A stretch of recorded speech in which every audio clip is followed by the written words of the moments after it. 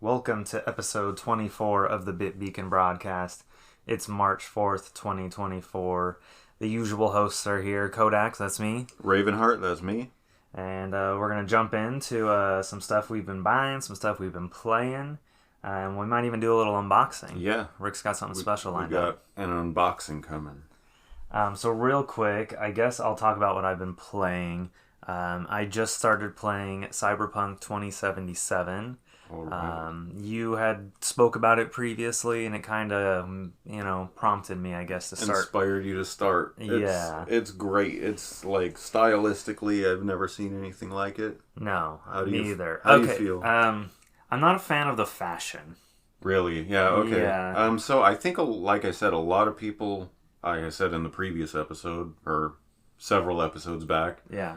I think a lot of people felt that way, and they implemented what was not originally in the game, but you could equip stuff and then equip like a second outfit to be the visual representation. Yeah, so you can have... Well, see, what's interesting is clothing doesn't actually provide any, like, stats or anything. Mm. So, and after you've once acquired a piece of clothing, it's you can use the image of that clothing, or like you can use that look permanently. Right. So after acquiring it, you can immediately either sell it or dismantle it for like pieces. Right. So I kind of found that just like, why even bother to have clothes if you're just gonna have the transmog thing? The clothes, like the vests and stuff, they do offer like different stat boosts. Okay, maybe that's true. I mean, at least everything I've acquired thus far has 0 stats on it. All the stats come from, like, your cybernetics that you can They must have changed it since I played last time. That very well could be true. That's not what I remember at all. The game got a huge 2.0 update, I think back in November or something like that, when the Phantom Liberty expansion came out for the game. Got it. Okay. I should go check my map. There's probably all kinds of like gigs and stuff. So at first when I started the game, I was like, first I just want to say I'm really enjoying it at this point. Mm-hmm. Initially, I was kind of like, oh man, a big giant open world game. Yeah, first person shooter with 1 million points of interest all over the place. So are you doing the story, or are you doing like... So I'm mostly focusing on the story, but I am occasionally doing some of the side stuff. When we last talked about it, I think you mentioned that like Jackie is sitting at this restaurant and you just ignore him and you like went and go... You've just been doing other stuff since. Yes. Yep. Okay, so I have engaged with Jackie. Okay. And I completed the first chapter of the game. Okay. Which so you went through like in the beginning there's that whole like apartment building where they're dismantling kidnapped people for their cyberware and stuff. Well, which origin did you choose? Street Kid. Okay, I picked Corpo. Okay. Yeah, so I don't know if that... I know because you go on a job with Jackie. Yeah. After maybe the job is different because I mean that's possible. There's a lot of dismembering and a lot of the horrific stuff going on in this game. Oh yeah, like people on tables with their intestines open and like a lot of the organized crime jobs are going to be a lot of that. People like it's a big thing. Like they're harvesting people's cyberware for black market resale. Did you do any of the Cyber Psycho side missions? I've completed one. Okay. It was by accident. Okay, you just stumbled on it? Yeah, I try to avoid them because they're very difficult. They are, yeah. And, like, I'm not, like, a mega first-person shooter guy. And these people are, like, moving at, like sonic speed. Yeah. Yeah, they're doing all this crazy stuff. I've been playing with the difficulty up and down as needed. Okay. And, I think this game is really tuned for PC. Mm-hmm. Where, like, aiming with a mouse and keyboard is so much easier to do than with a controller. Yeah. You know, I mean, I feel like they could implement gyro and it could be a lot better on console. I mean, this is kind of a controversial suggestion, but some aim assist.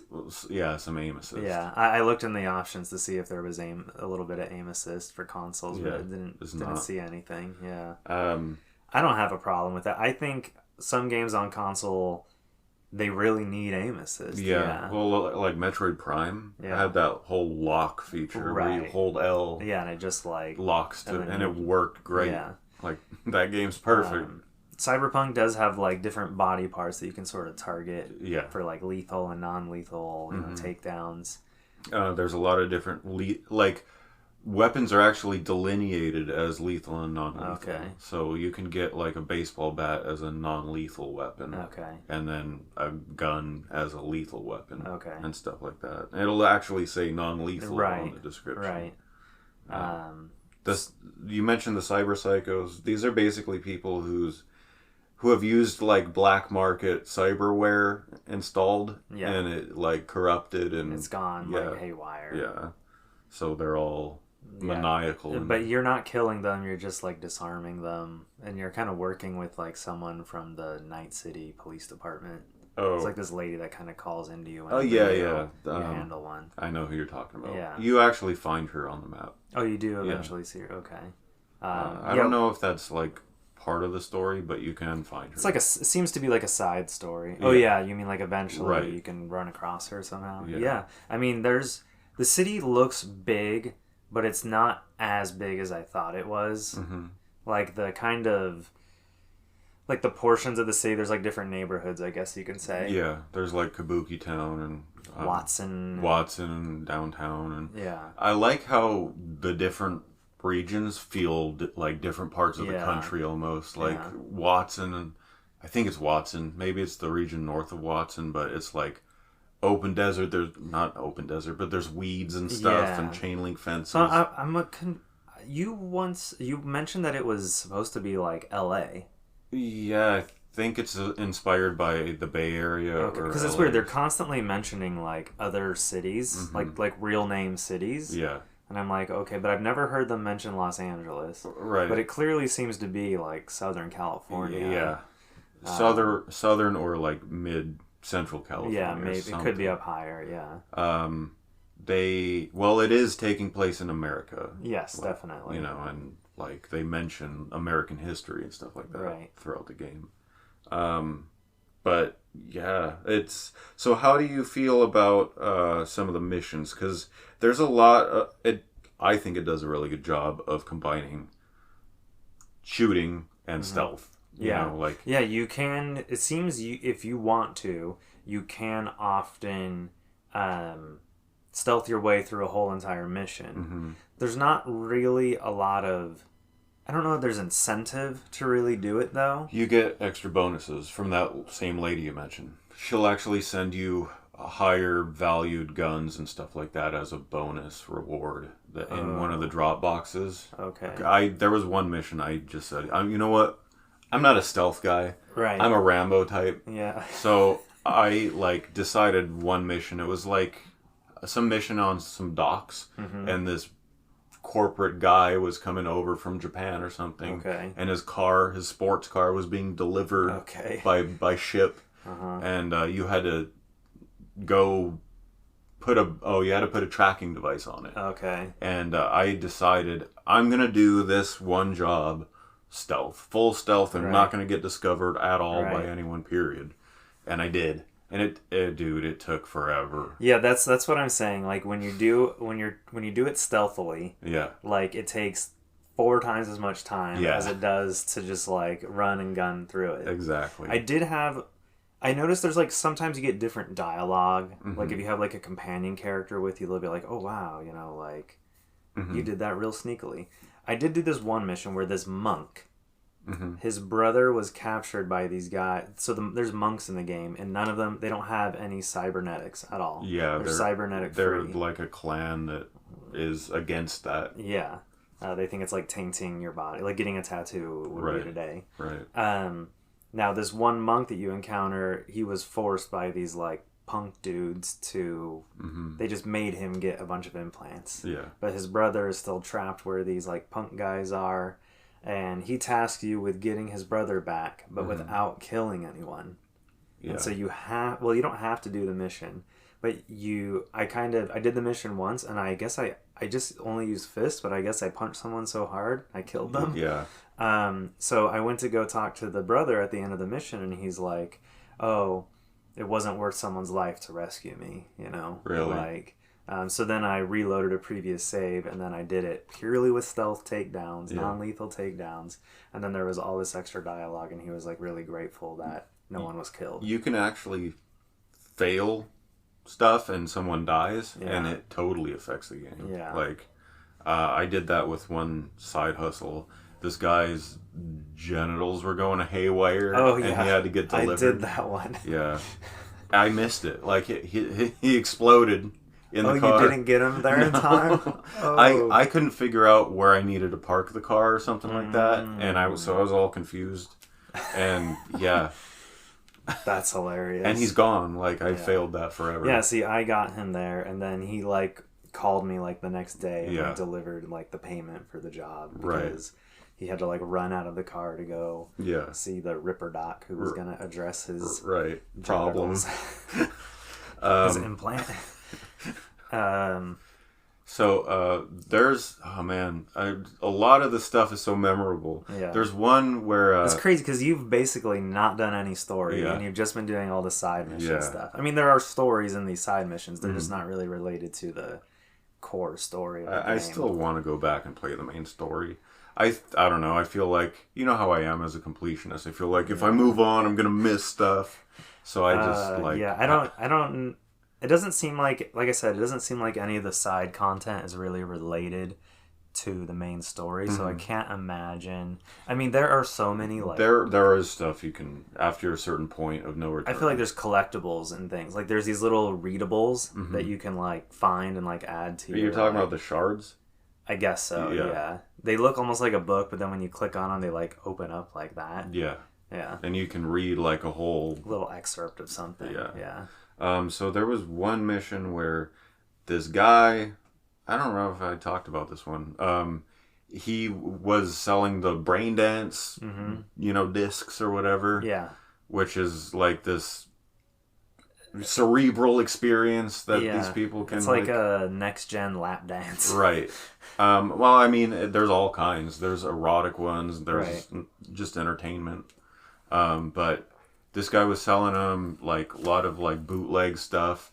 And his shard was a text conversation about this snuff film brain dance of, like, some televangelist's son or something like that who got kidnapped. And and, like, they filmed it in brain dance. And if you play more of the story, eventually you get to a point where, like, one of the characters you meet early on in the game has been basically like what do they call, like, human trafficked into like doing these, like, snuff film brain dances. Yeah, okay. That might be related to that. Yeah, it might honestly kind of, like, be hinting. Yeah, because this guy was a vendor of these things, and he found his body dead. Like, he was like someone took him out. Gotcha.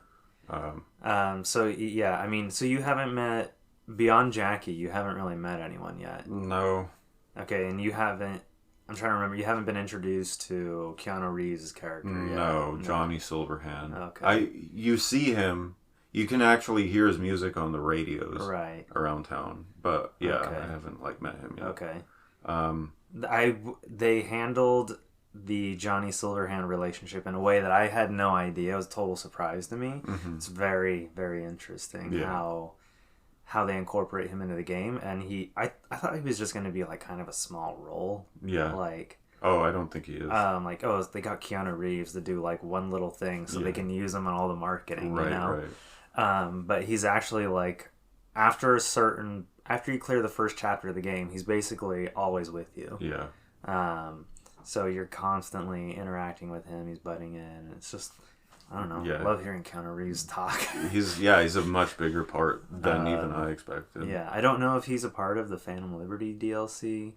I know they got Oh gosh, I can't think of his name. He's the guy who plays Heimdall in the Thor movies. People wanted him to be the next James Bond. Actors? You're talking to the wrong know, guy. yeah. But so yeah, they got like another big actor to like play a big role in the DLC. Like Gotcha. Johnny Silverhand or like Keanu Reeves did for the main game. That's cool. But yeah, I'm really enjoying it. I'm liking a lot of the characters I meet. Like they're doing a good job at like. Are you doing a lot of exploration, or are you mainly just going to the next... I'm exploring when I'm led to go to a new area. Okay. So like, oh, there's this quest in this other part of town. Then I'll go spend some time over there. Maybe clean up some stuff around the next waypoint, you know? Yeah. I like the settings a lot. Like, I love going through the slums and climbing on, you know? Yeah, you can really, like, almost parkour, like, all over buildings and stuff. Sometimes you can find something you can grab onto. You can get pretty high. Yeah. Like, you can get on the top of, like, skyscrapers and stuff if you know how to jump. Yeah, and there's lots of, like, hidden little chests. Most of them don't really have anything about them. There are what are called Easter eggs in the game. And I know this because I have the big guidebook. Oh, okay. But they're basically dead bodies that are hidden around the map, and they have like really high-end loot on them. There's like certain weapons, they have a certain name for it. They're like signature weapons or it's not signature, it's something like that though, where like they're one of a kind. You can't like find them on like normal grunts or anything, right? And they usually have like a very unique look to them. Like I found this one guy's like pimp cane. Really? Yeah, and you can use it like almost like the katana, I think, to just like smack people around with. So weapons have those colored tiers where you know. Yes. And I think gold is the highest. The gold is the special weapons. Right. Yeah. There's this other one where you do like a shooting range thing. It's like a contest. Yeah. At like this gun shop that's near your house. The First Amendment gun shop. Second Amendment. That's right. Second Amendment. And if you place first in the little shooting range competition that he puts on, which is a pain in the butt to do on a controller, let me tell you, I had to reload it like 15 times yesterday. Jeez. But I did find it, and you get like a really cool handgun that has like 20 capacity. It's like not got a lot of kickback, so it's really great if you like just getting headshots. It's got this really cool sight on it as well. Yeah, I've been enjoying it, but I've been focusing mostly on the story, and I really like the characters. You meet some people named Evelyn and Judy, and I don't know, like they do a really good job at making you, I don't want to say like fall for them, like not in a romantic way, but just like we're like, whoa, I kind of like these people, right? You know? I know there is a romantic system in the game. There is some kind of romance system. I have not encountered it in any way, shape, or form yet. I believe there's 4 characters that you could possibly take. Gotcha. Yeah. Okay. I'm curious to see. Yeah, there's been no like romance unlocked or like you can form relationships. I mean, there's one character if I had to guess, you can probably form a romance with, but there's been nothing like presented that way. Gotcha. But I'm not sure who else from who I've met so far would be like an eligible. I'm guessing 2 male, 2 female. Yeah, something like that. Yeah. I wonder if like everyone is, what do they call it? Player sexual. Right. Where like all 4 of the characters are interested in you regardless of if you're male or female. I don't know how it works. I know it's later in the game. Okay. I know it's like in the second half. Because I've played some, like there's been some Dragon Age games where you can romance everyone regardless of like your male or female preference. It is like that. Oh, okay. Yeah, you can romance male characters and stuff if you're male. So I wondered like, because one thing I noticed, I picked the male character. Yeah. And like in his apartment, like next to his bed, there's like this like magazine that's like some dude's like ass, like he's flexing from like behind. Really? I'm like, whoa. That might be new because I don't remember that. I mean, it was just like in the corner. Is it like on his coffee table or something? No, it's like you go to the little bed area and like over in the corner in the little nook, there's like this magazine, and I'm like, okay. I wonder like this is some crazy cyberpunk thing where like. Well, gender can seemingly be like all of it has been, I guess, just taken by corporate type interests, and it's like sex and everything in this world is just open and it seems very marketed. Like it's heavily marketed. There's like sexual advertisements all over the city. Right. So everyone seemingly is like bisexual to some degree and has all these different implants that let them do all kinds of stuff. Yeah, it really is like it's interesting. Yeah. So anyways, it's just been very engrossing, I guess is like really what I'm saying. It's a big concept to take in. And like even though like the main character is not me, like I don't feel like I'm the main character. Right. I do feel like you do have dialogue options. Right. And I do like that based on like the skills and things that you select, you get like extra dialogue options. Mm-hmm. One thing I will say though is like I feel like you're not really at an advantage if you have like sometimes there's a door that you can unlock if you have high enough tech skill or something like that. Right. But even if you can unlock that door, like you could just go somewhere else and go like the route that doesn't have any like thing blocking it. Right. Like I don't feel like you're really like it's like a shortcut. Yeah, I guess it's just unlocking like shortcuts. It's not really giving you like you wouldn't have been able to. That said, there are some doors that you can only open, and that's the only way to get in. Right. To that room. I'm sure there's like secrets in the like overworld and stuff. Yeah. Where you do need high skill levels with certain things. The hacking skill level is an important one to have too, and so is the. It seems like they're all important. Yeah, they are. And unfortunately, the game prevents you from maxing them all out. Like you have to pick and choose. I'm sure because it seems like every skill caps at 20 points, and I don't know what the max level for the game is. I can't remember if you can reallocate the points or not. Okay. But I know that the developer did say that they made it so that there's no way to be perfect. Okay. They want you to be imperfect. Right. And so I'm sure they want you to do more playthroughs and things like that. Yeah. I do think there's a new skill section added through the Phantom Liberty DLC, because when I pull up like my skill point allocation, there's this like one at the bottom that's all like blurred out. Oh, okay. And I think it must be new from the DLC. So if you buy the DLC, you probably get access to that perk. Right. But the DLC's $30. It's pretty new, so I'm not really willing to commit to it. I'm sure there's a lot of stuff that you get like at the end of the game from completing the game that carries over, that gets added on to. Yeah, I don't know if the DLC Phantom Liberty is a direct continuation, or if it's just considered something that like can happen at any time. Right. Because some DLCs it is like, it takes place after the game. Right. And some DLC are just like, it's as if it was always there to begin with. Right. Kind of. You can just talk to this character at any point. And it'll start it. Right. Yeah. Anyways, Cyberpunk is great. I'm like, that's all I could think about at work today. I'm like, wow, I want to go back. Yesterday, I just sat there basically all day. It was like that for me for quite a while. There's a lot. It's overwhelming how much there is to do in that game. Yeah. But just walking around seeing Kabuki Town at night is enough for me to just.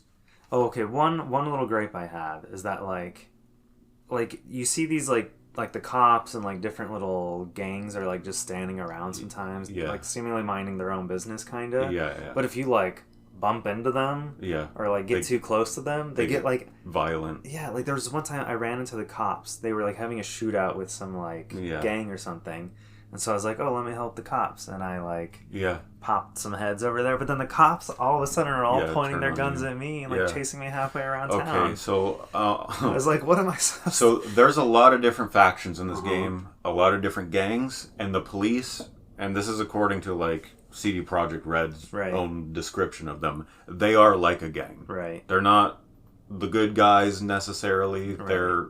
The police, the law enforcement the game treats them like one of the gangs. So do you get like reputation with like the different gangs, or like can they become non-hostile towards you? I haven't seen anything like that. Okay. That's something I wasn't sure if I start like, do I do jobs for one and gain like respect from them or something? I do know that certain gangs are friendlier with one another than other relationships between gangs. Like for example, Maelstrom and Tiger Claw hate each other. Okay. They will, and you will actually see shootouts between gangs too. Okay. Like there was one car park I showed up at, and they're just shooting. I just let them shoot each other, and then he killed the last guy. Oh yeah, I ran into this crazy thing where like this group had like this hostage guy. Yeah. Like in one of those like river basin things. Yeah, so that was probably an assault in progress. They show up on the map as a little baseball bat and a crowbar crossed or something as the icon. Okay. And yeah, when I think the icon might be different now. Oh, okay. Yeah, because now I think they show up as the NCPD logo. It'll say assault in progress. Oh, okay. But yeah, like I guess I was too slow. Yeah. And I saw them just like execute the guy, and I was like, holy crap. I don't know how much it affects your rewards or anything if they that one was weird because like it didn't actually have a marker on it. I just happened to like be strolling on the street and like look down in the river basin and saw it. There was nothing on the map. Yeah, it was just like a random event. Yeah, I guess that happens too. There's just random interactions going on. Yeah. And like you said, you'll see like Maelstrom members just hanging out. Yeah. You know, I'll throw a grenade and Right. One thing I will say is I would never in a million years want to live there. Visit Night City. It's very it like looks scummy. So scary. Yeah. Yeah. I mean, even the nice parts of town look scary, man. Yeah. The nice parts, shiny stuff in the distance. You go over there. There's trash everywhere on the ground. Multi-billion-dollar buildings, and there's just like trash and homeless people. Like, it's not, I mean, like, that's something that as Californians, it's not foreign to us, right? The trash and homeless people. But this is like, but like everyone is armed, too. Yeah, there's that. And like you just constantly just see people mugging each other. It keeps the order a little bit because if people walking around are armed, it's harder to get mugged. Sure, I kind of see what you're saying, but I'm just like, how often I'm running into like people just getting executed behind some stairwell, broad daylight. Yeah, it's like okay, like this place, no way. So it comes from the cops being corrupt. Right. There's a lot of corruption within the law enforcement. Yeah, I did run into a mission where I actually helped this cop who was like suffering from some PTSD stuff. Yeah. And like his two like buddies that were like checking in on him they were like worried about him. They're the ones that kind of initiated the quest. Yeah. You hear about his backstory a little bit, and it's like, oh, he watched some like kid get blasted away or something, and basically the higher ups at the police department covered it up because the guy who did the crime was some like rich person's son or something. That story is like 1 in a million. Yeah. You'll find other shards from other missions that talk about the higher ups shutting down some police woman's investigation she's doing into some criminal organization. Okay. And the cops are getting bribes from gangs and vice versa, and there's just it's really bad. Like it's really bad. You'll deal with corrupt cops. You'll deal with police, law enforcement victims. It's very complex. Like it's a very complex thing. I'm jumping the gun a little bit here, but Cyberpunk 2, or the next Cyberpunk game, I guess I should call it, is being developed in the United States. CD Projekt Red has opened up a studio, I think, in like Massachusetts or something like that. Oh, I didn't know that. Yeah, my guess is they're based in Poland, right? They are, yeah. It's probably hard to get talent to move to Poland. Yeah, that's probably, yeah. So they're like, let's do the next one. Let's make it in the States, and then that way they can more easily get, high level talent. It makes sense that they would want to have at least a studio out here because they can at least get people, if all the talent is, not all the talent, but a big concentration of the talent that they want to do motion capture and stuff is here. Right. They can just have all that equipment in the United States and do it all here. And I think the studio back in Poland is working on a new Witcher game as well. Okay. Not The Witcher 4, just the new Witcher game, they said. Yeah. Gotcha. Probably not starring Geralt. That's really their only two franchises that they have going, right? Both of them are technically like based on books as well. Yeah. Which is... Yeah. Although I know that the guy that sold the rights to The Witcher, I guess he sold them to CD Projekt Red for like nothing. Oh, geez. And so they're basically making like You know, I don't think they pay the original author all that much. Yeah. I think they've given him some like bonuses, like past what they initially paid him, just out of like a sort of a courtesy. Yeah, like oh hey, our games are some of the biggest in the world. We feel a little bad about it.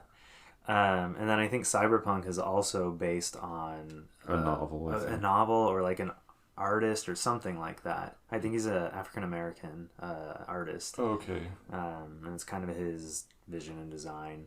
Gotcha. I'm sure he's probably been more involved in the game than... Probably. Yeah. I remember the development cycle was crazy for the game. They were talking about the art a lot. Oh, yes. Like revealing all kinds of Cyberpunk concepts. was unveiled in like 2015 or something like that, and then it didn't release till 2020. Yeah, it was in the news for like 3 years, I feel like. It was like the most hyped game. Yeah. And we've been over it before. The launch was a bit messy, but the game is in a really good place now. Yeah. I recommend it highly. Yeah, it's crazy. It's a crazy game. I want to go back and play more like as soon as I'm done here today. I like the vehicle driving too. We haven't talked about that at all, but that's... No, yeah. I've got a motorcycle and I've got like the main car, I guess, that the main character has. I mean, I haven't like... Well, you can jack any car. That's true. You and can. if your skills are good enough, you can jack a police car. Sometimes there's just like cars parked. Yeah. And it's like you don't even have to do anything to it. You can just hop in. Yeah. Like I feel like for certain missions, it's almost like they want you to hop in that car so they make it easy for you to do so. Yeah.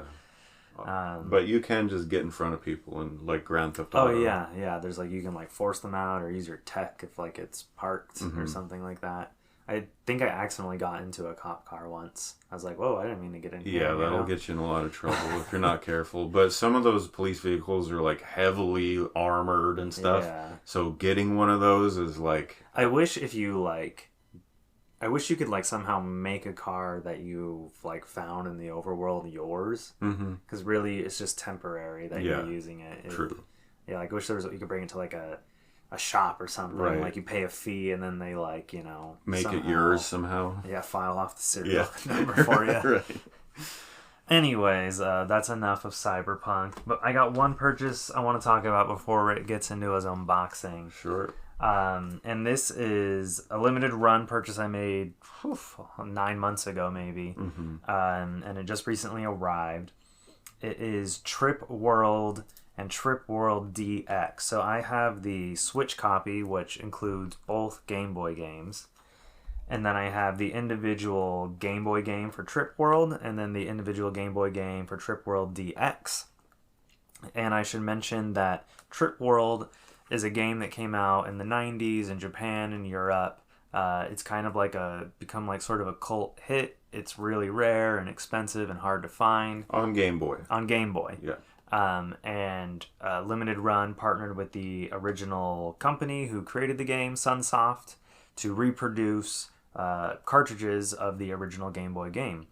In addition to that, they made a brand new version of the game for Game Boy Color called Trip World DX, similar to Link's Awakening DX, where they fully colorized the game and, you know, been able to take advantage of the juiced up hardware of the Game Boy Color, so there's like new effects and stuff on screen. And so this is like a game that didn't exist previously that now exists now due to this cool kind of retro partnership with Sunsoft. And the original director of the game was involved in like approving the colorization and, you know, his involvement and things like that.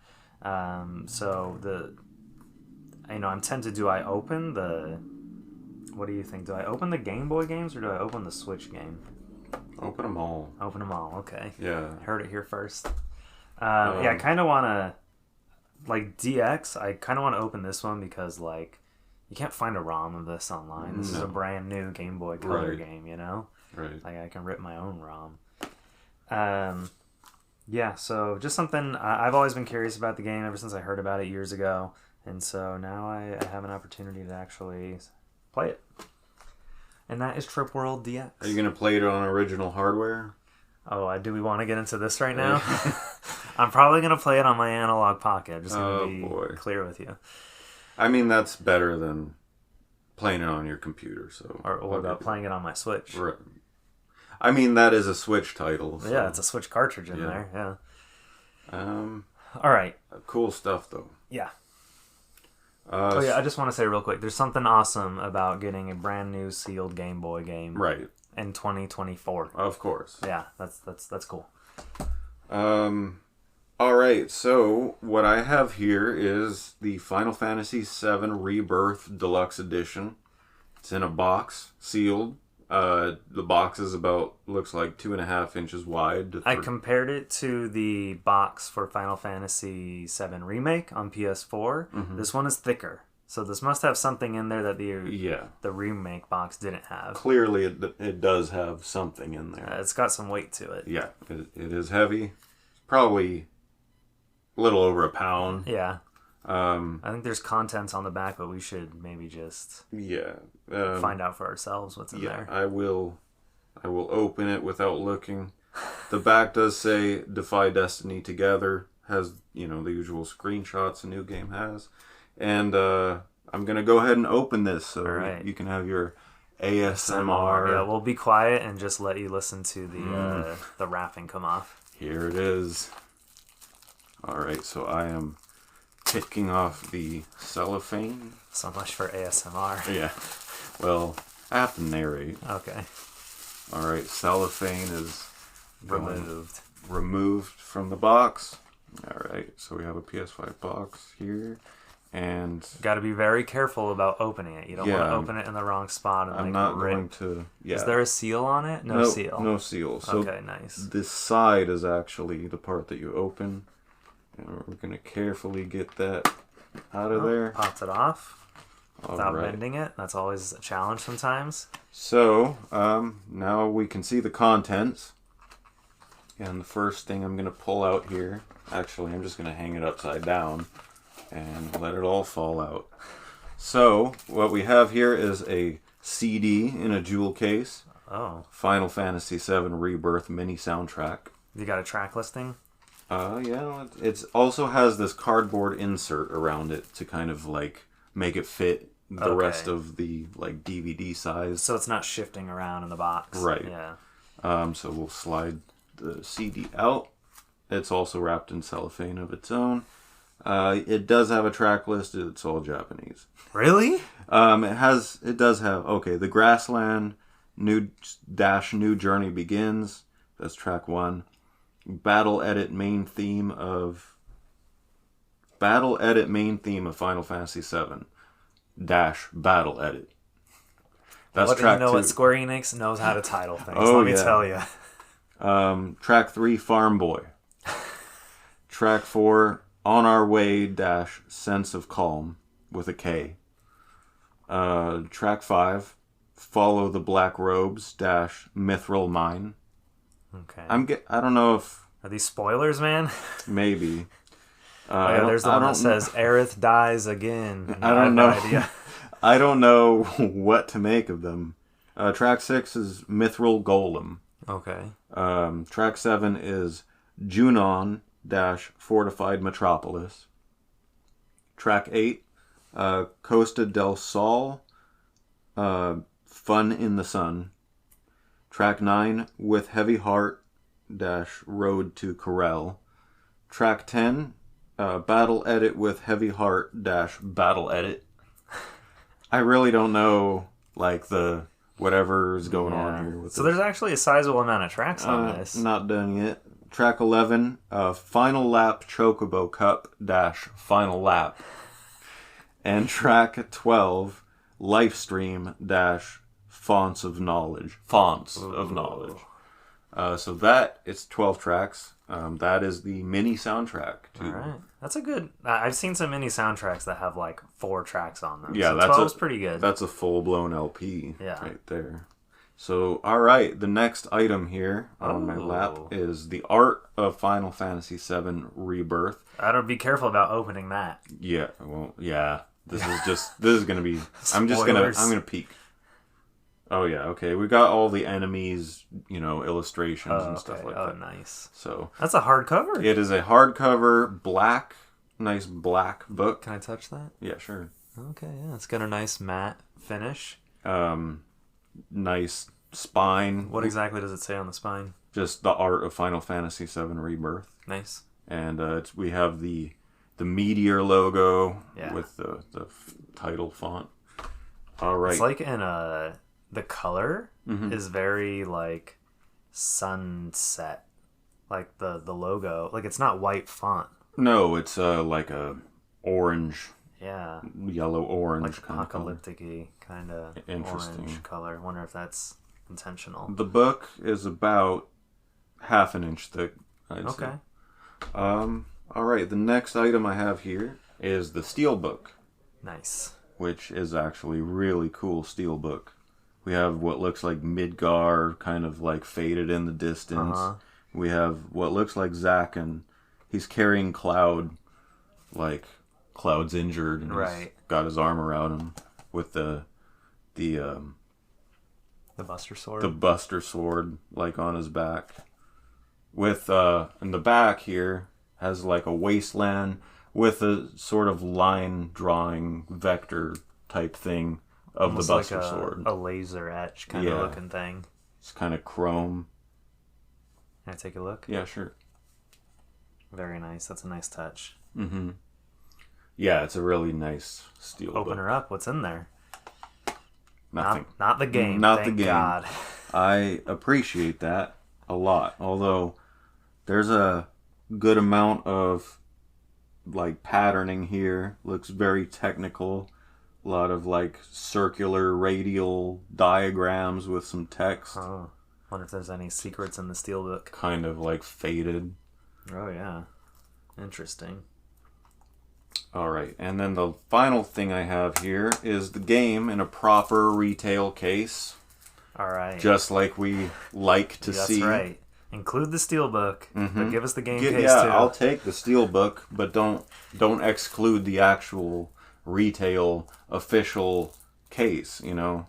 All right, is it a not for sale copy though? Let's take. Yep, sure is. That makes it unique. It does make it unique. And that means I gotta go buy another copy off the shelf. That's not a not for resale copy. Yeah. So what we're talking about real quick. Sure. A lot of times in bundles, when a retail game comes bundled, instead of having like the barcode, it'll just have a word. It'll just have 3 words, not for resale. Yeah. So the barcode is missing. So yeah, it's missing the UPC, and we have this not for resale thing, which technically, if you are crazy like me and Taylor, that's a big deal. Yeah. That makes it different. Yeah. Sometimes not for resale copies are more common than the regular copy. That is the case with Sonic 1 on Sega Genesis. Yeah. Because a lot of people got it packaged in with their game. With the Genesis, yeah. Most people didn't buy it separately. Also, too, it doesn't just happen with collectors bundles. It does happen with like console bundles and stuff. When I bought my PS3, it came packaged with a copy of Uncharted. Yeah. And so that's not for resale. And not for resale, and stuff. So sometimes the bundle copies can be like much more rare because they made way less bundle copies than they did. Especially with all these super limited collector's edition, super deluxe boxes with figurines and $300. Yeah. Oh, wait, real quick. Final Fantasy VII Rebirth is a PS5 only title.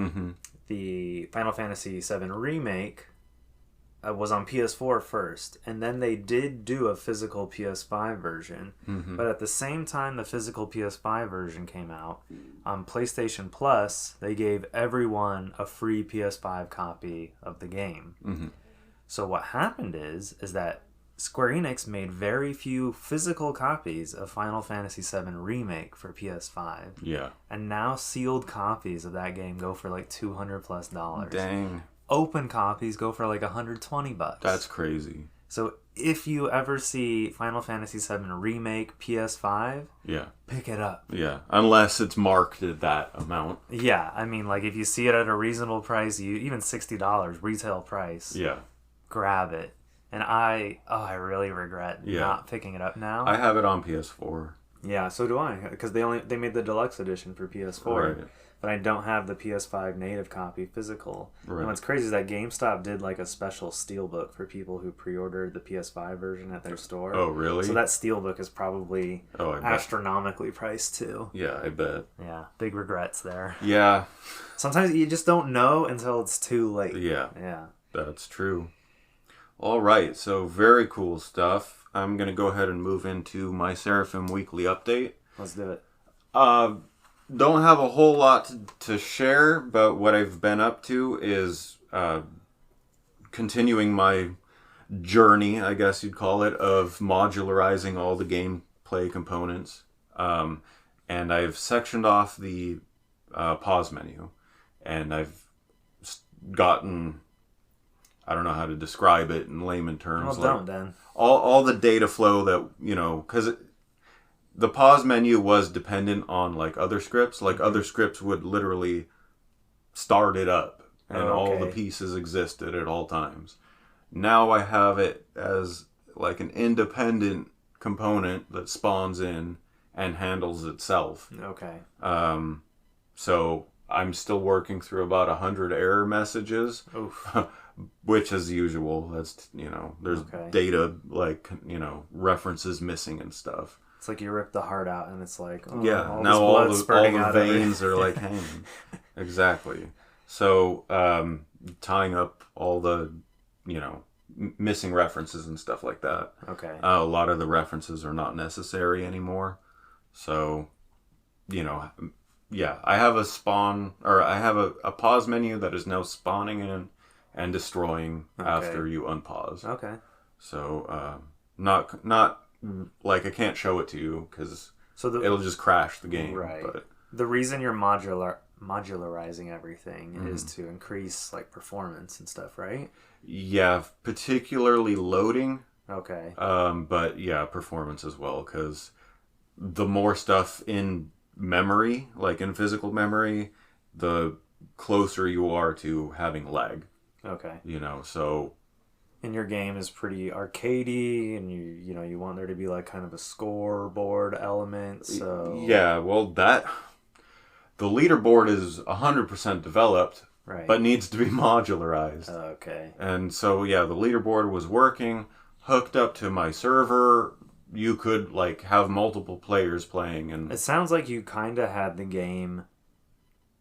done in a lot of ways. Yeah. Oh, yeah. And then you undone it all. Yeah, now I gotta go back through and do all this. Okay. I'm probably gonna cut some corners.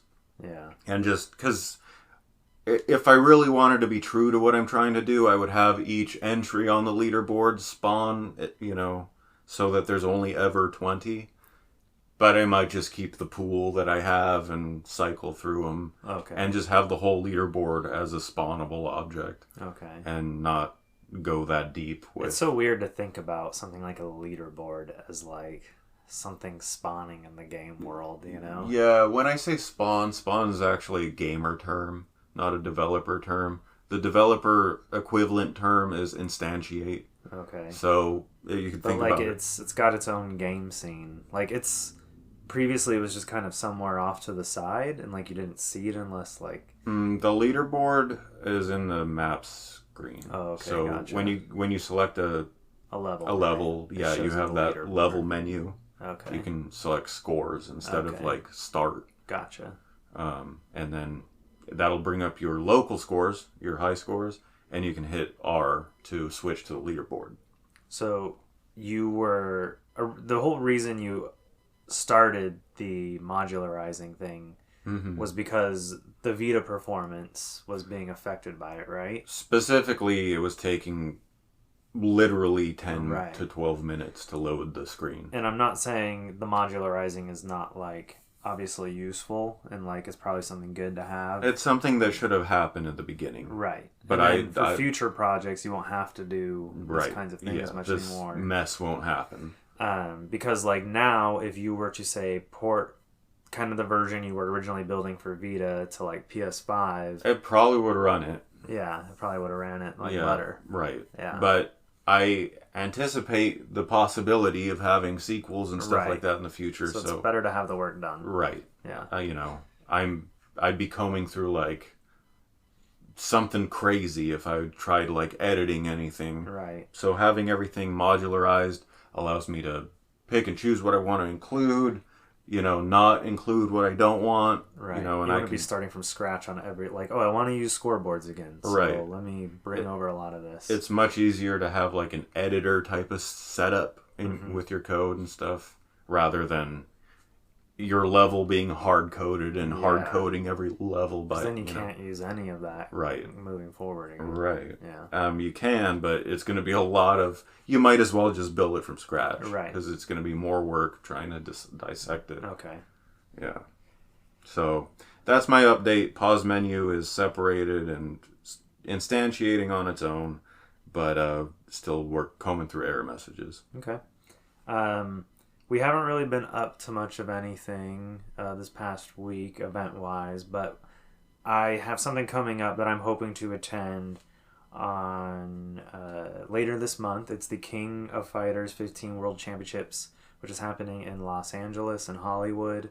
Can't remember the name of the venue, but it's something I'm interested in. I'm really going to try to go if I can. We'll see what's there. I mean, I'm hopeful that maybe there might be some opportunities, some stuff for spectators, not aside from just spectating, maybe some signings, maybe some, I don't know, anything could happen. Yeah. So yeah, I'm going to check that out and I'll report back on that when I do go later this month.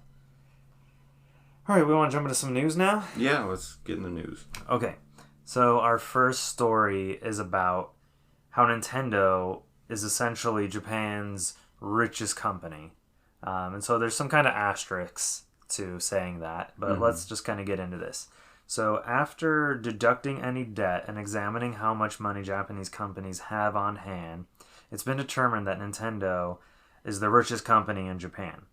So this article comes from a Japanese news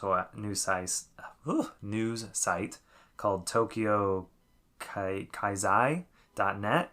And so they're the ones that kind of looked at all the numbers here and determined where everyone's kind of standing.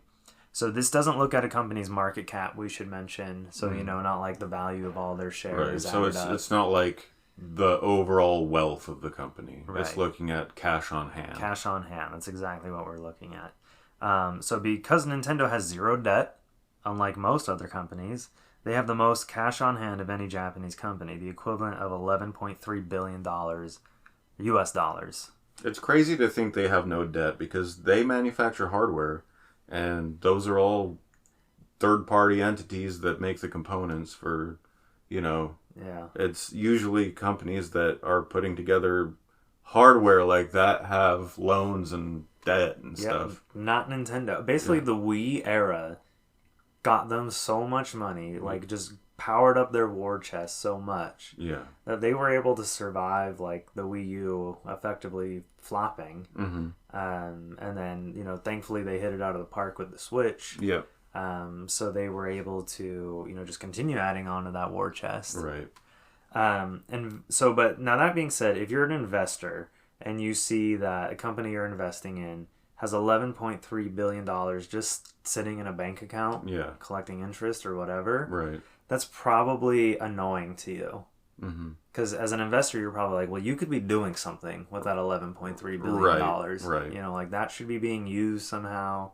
Either you should be investing that, or the company should be investing that money somehow, right, or spending it to like make your company more valuable. Right.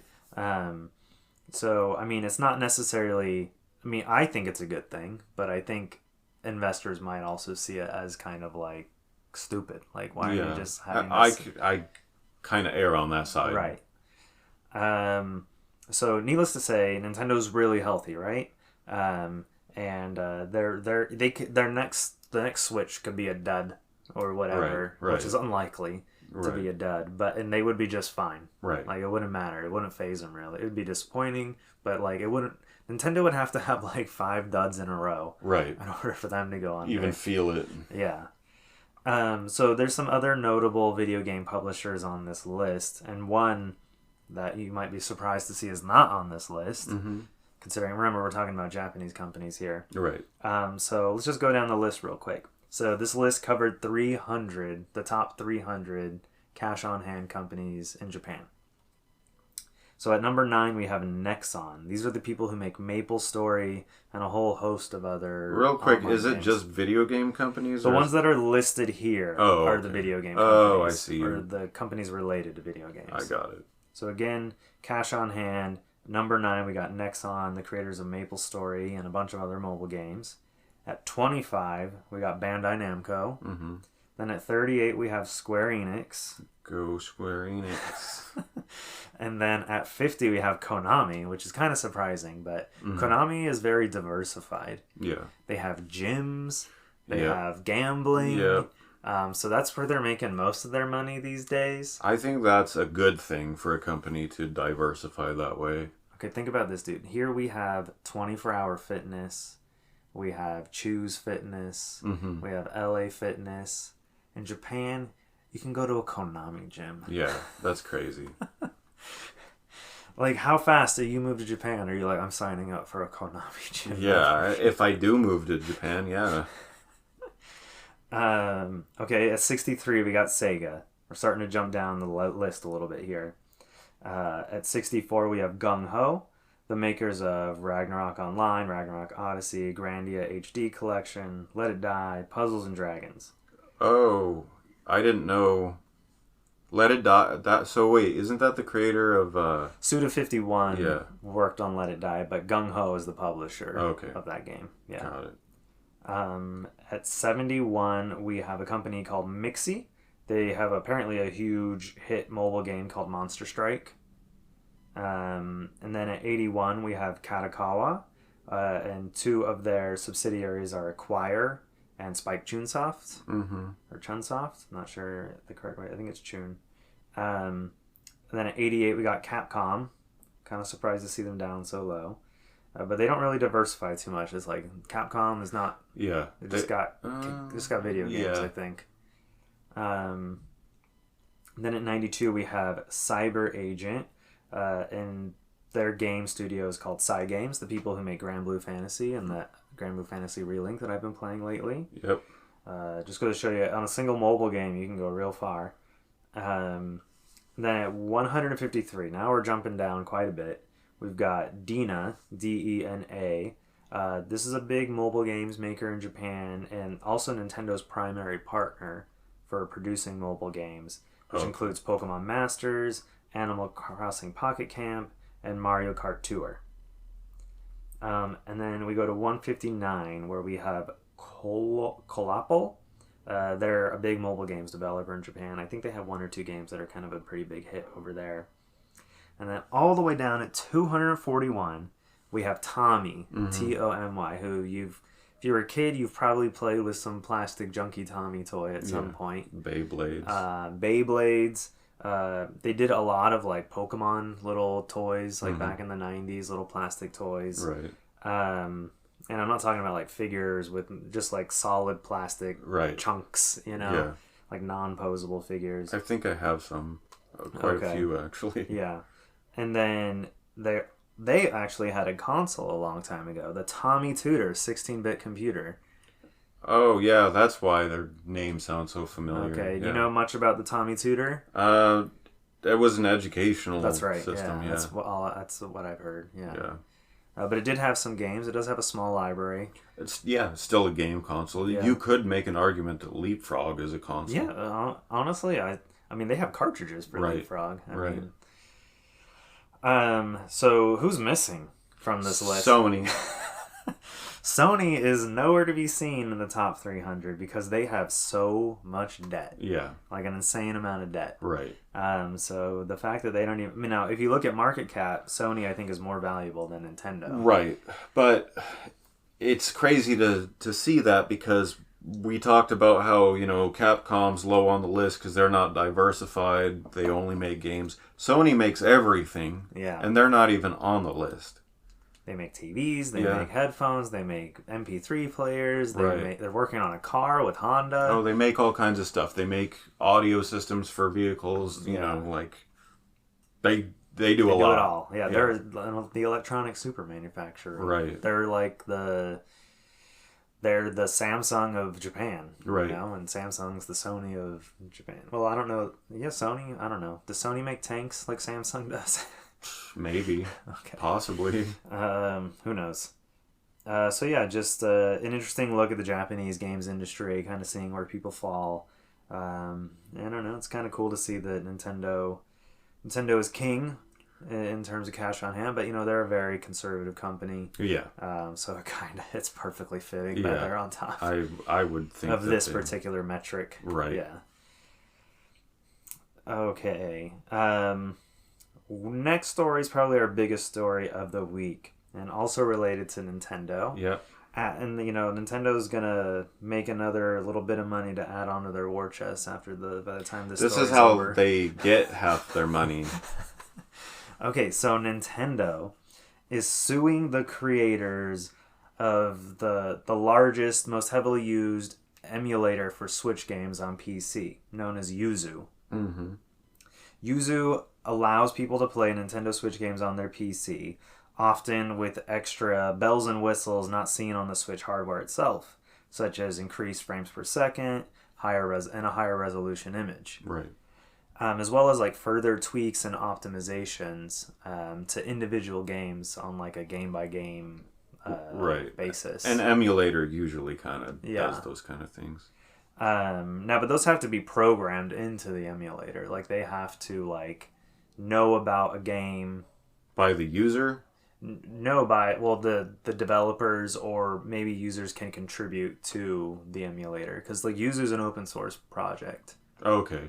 But it does have a main team behind it. Right. So some games, you run them on an emulator, they run poorly, so they have to add optimizations, configs and stuff to make the game run better. Right. Beyond just it's running on an emulator, so it's not going to have any lag here or whatever there.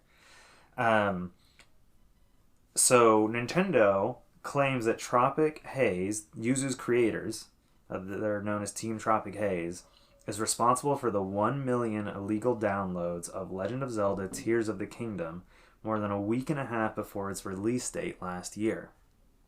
To be clear, Tropic Haze only makes the emulator. They don't directly host or promote the downloading of Switch games illegally. But Nintendo claims there is correlation between Yuzu's Patreon subscriptions and the release of Legend of Zelda Tears of the Kingdom, as their Patreon subscribers doubled in the days leading up to Tears of the Kingdom's release.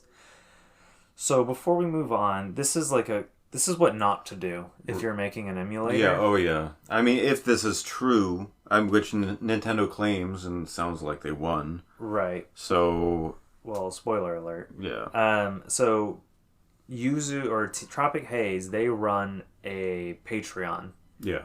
And subscribers of the Patreon get access to new features and special perks and special configuration updates for Yuzu, essentially. Right. So basically you pay to get access to the Patreon and you get perks. Right. So when you're making an emulator, don't make money doing it. Right. Because this is how you open yourself up to lawsuits. No, I mean, there are arguments to be made about donations for time and stuff like that. You pay a fan artist to draw your favorite Zelda character. Right.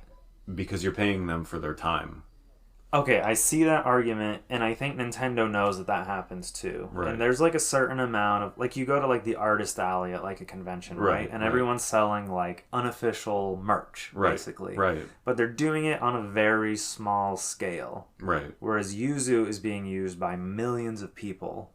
I mean, from a legal standpoint, it doesn't really matter if you have one customer or 1 million customers. Right, but you're not going to draw the ire of Nintendo's lawyer if you have 100 people buying your Zelda shirt that you sold at a convention. Right.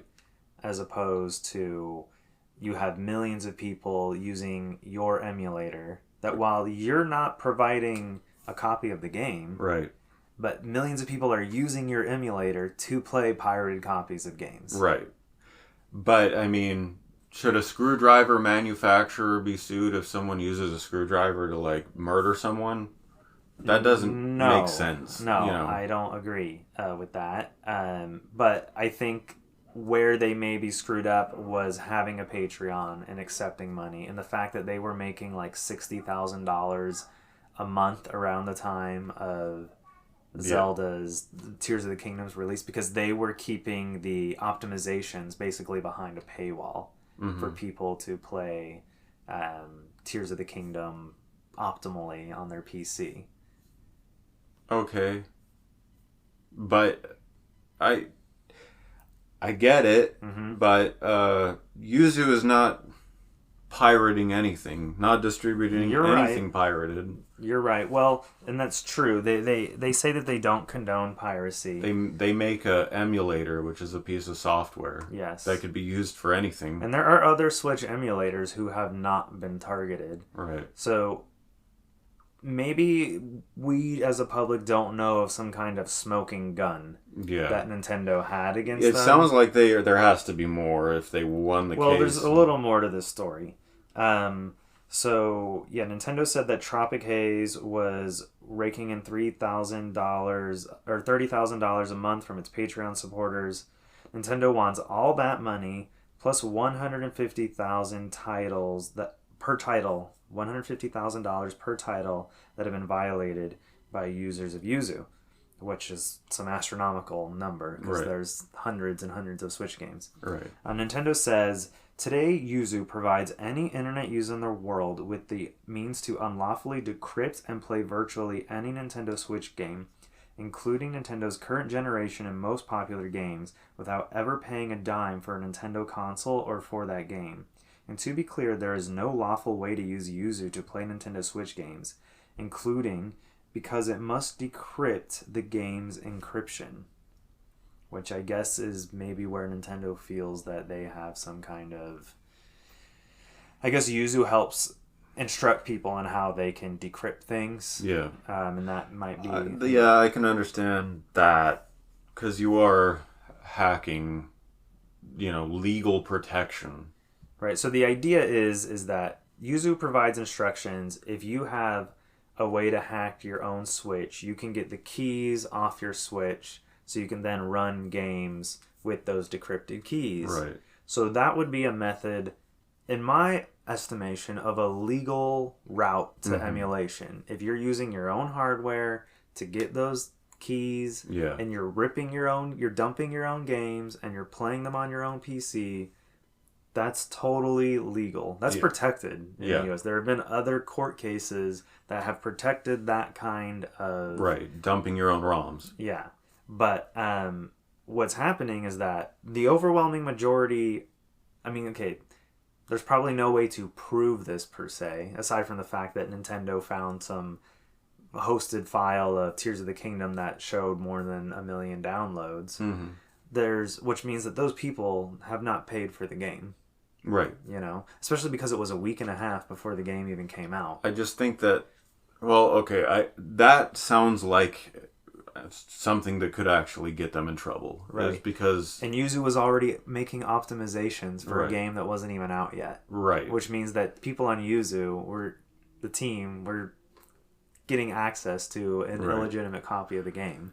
With the hacking of the Nintendo's encryption and stuff like that, that's like now you're dealing with some contraband, something that's actually not lawful. Yeah. So that makes sense. I still think Nintendo should have gone after the distributor of the ROM, but Team Yuzu is located in the U.S., and that might be which makes them very accessible. Yeah. So I should note that Nintendo skipped the cease and desist and just slapped these guys with a lawsuit immediately. How do you do that?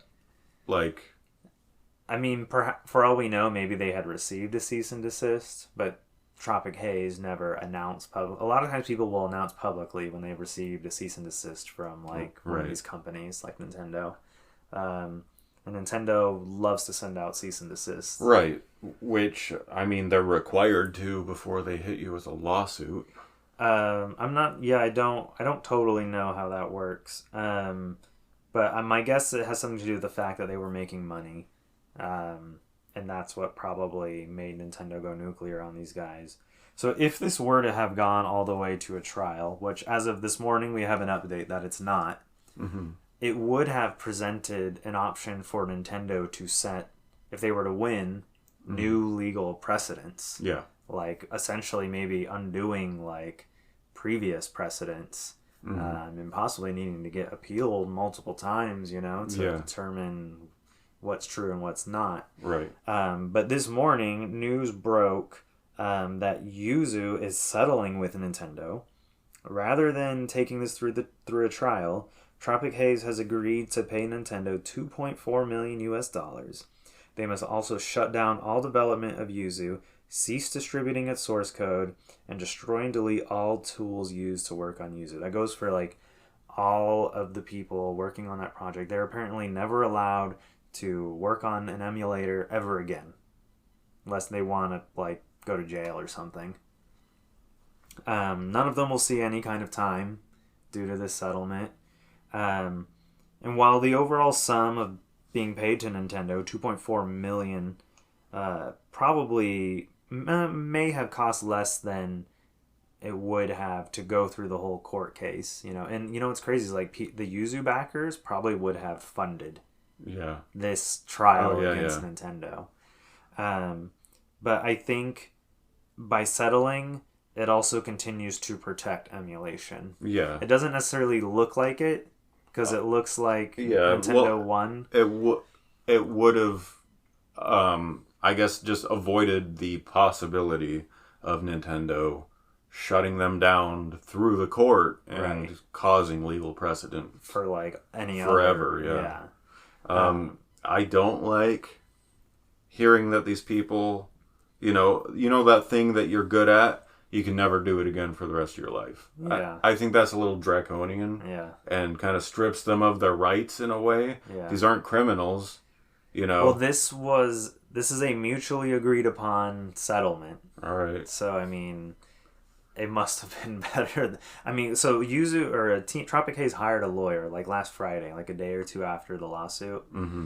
They responded to Nintendo's lawsuit and like it was signed by some lawyer. So my guess is that the lawyer must have said, you guys are effed. Yeah. You know, so if they have an offer for you, you should take it. Yeah. You know? So this is, we'll never know maybe what maybe Nintendo had like chat logs of like them admitting to using pirated. Yeah. When you have these Discord servers or you let like stranger, you know, like there's so much risk when you do things the public way. You really have to know what you're doing and how to navigate that. Yeah. You know, for legal reasons and stuff and protect yourself.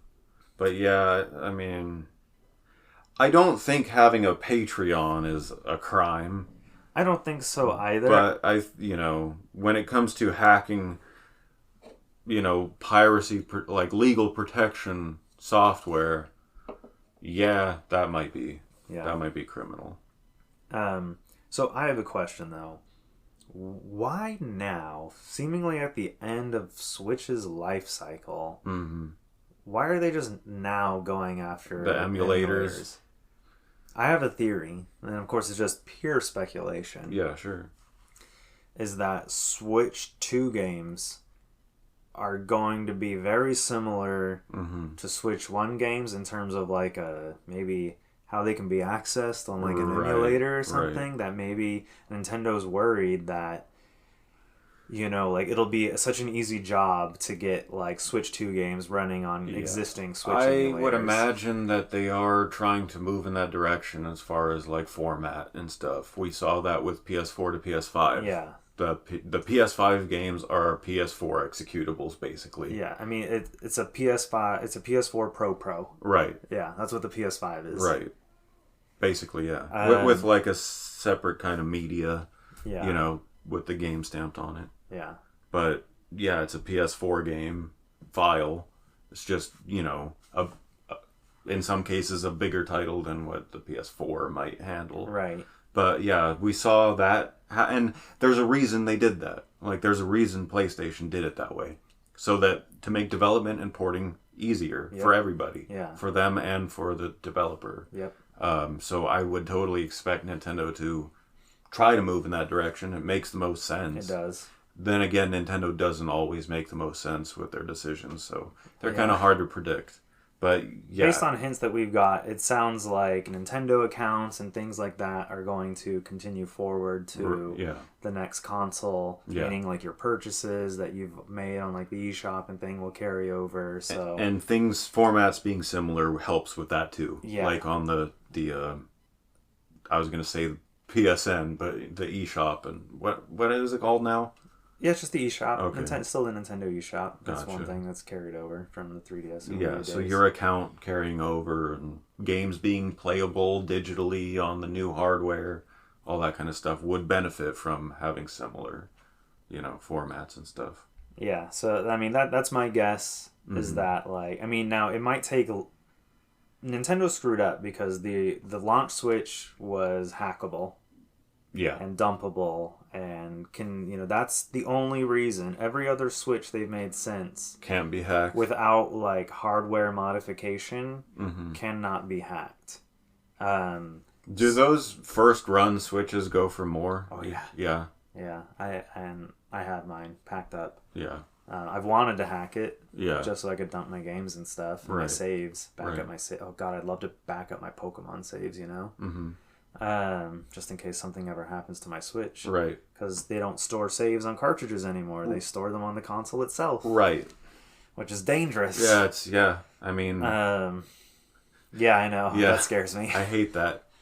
So Yuzu released a statement on their Discord and on their X account today. And I'll just read it real quick. Hello, users. Ha ha ha. Y-U-Z-E-R-S. And Citra fans. They're making jokes. Crazy.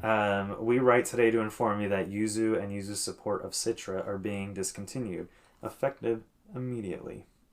Yuzu and its team have always been against piracy. We started projects in good faith, out of passion for Nintendo and its consoles and games, and we're not intending to cause harm. But we now see, because our projects can circumvent Nintendo's technological protection measures and allow users I'm telling you, that's what it is. And play games outside of authorized hardware, they have led to extensive piracy. In particular, we have been deeply disappointed when users have used our software to leak game contents prior to release and ruin the experience for legitimate purchasers and fans. We have come to the decision that we cannot continue to allow this to occur. Piracy was never our intention, and we believe that piracy of video games and on video game consoles should end. Effective today, we will be pulling our code repositories offline, discontinuing our Patreon accounts and Discord servers, and soon shutting down our websites. We hope our actions will be a small step towards ending piracy of all creators' works.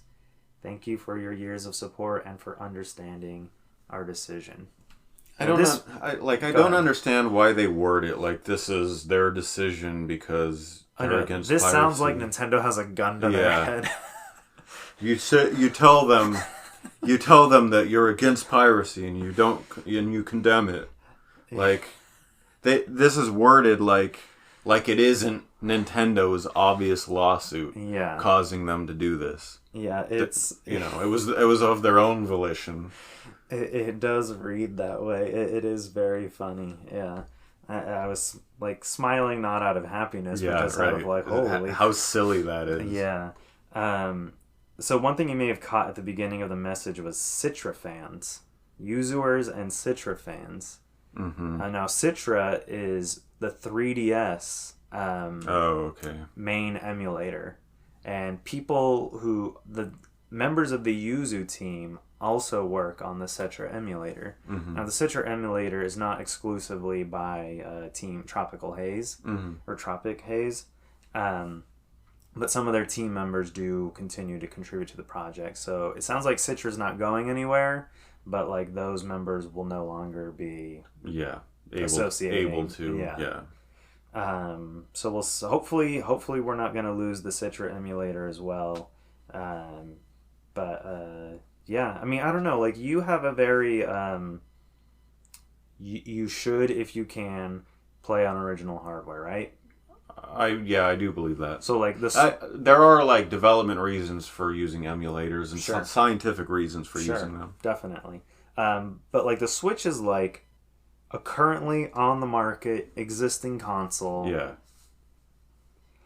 Like, does it bother you that people are emulating something you can walk into any store and buy?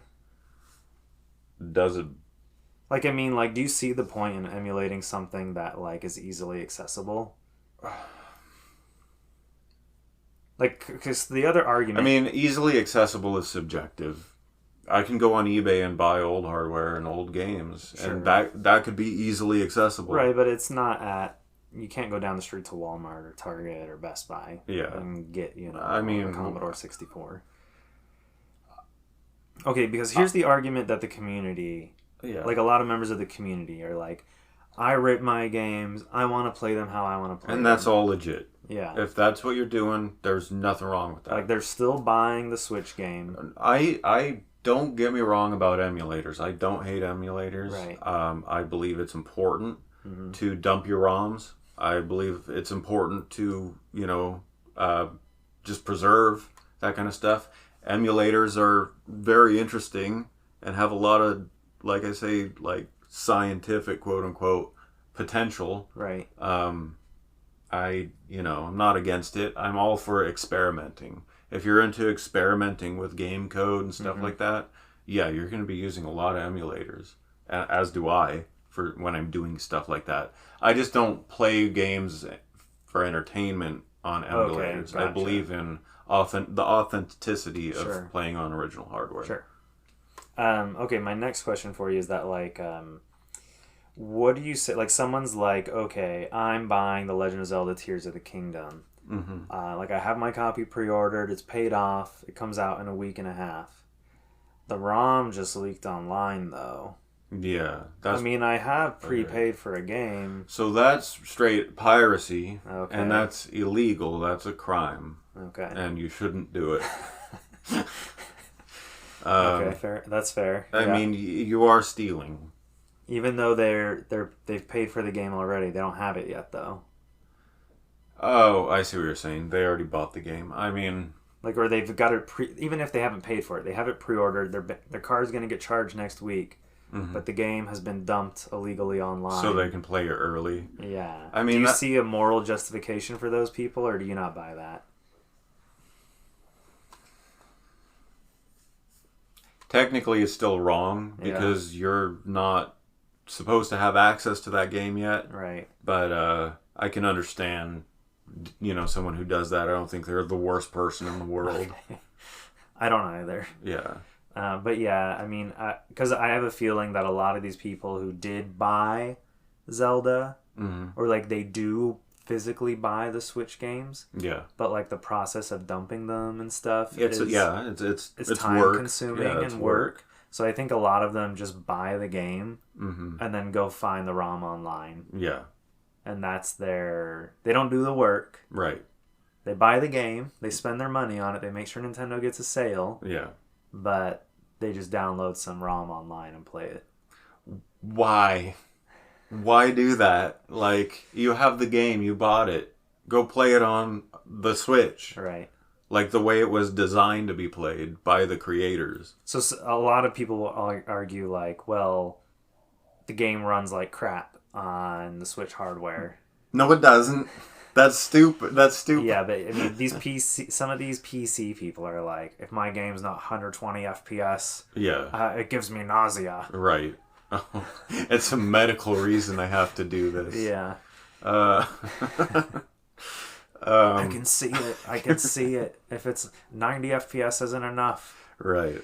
That's wild because, yeah, you can tell the difference between 120 and 60 when it's side by side. Right. But when you're playing 60, I can't see the individual frames. And if I can't see them, you can't see them. I mean, I don't know. They might say like, oh, well, I only play 90 FPS, 120 FPS games. Right. So when I have to drop down to, 60, it's like it's like jumping from 60 to 30. Right. Yeah, that is noticeable. That's way more noticeable. Yeah, when you start high and then go lower, it's like you definitely see it and feel it. But I feel like after like 5 minutes, it you goes away. Yeah.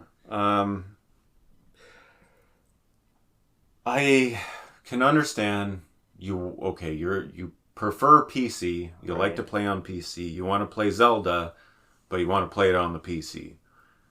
there is a technological avenue to doing this. Yeah. It's, ethically or morally or legally ambiguous.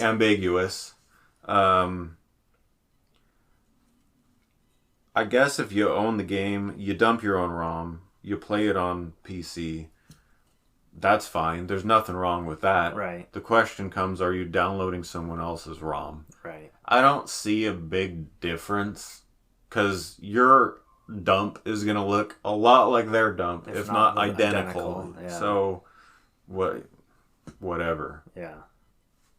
I don't know. It's not... I got bigger stuff to worry about. I agree.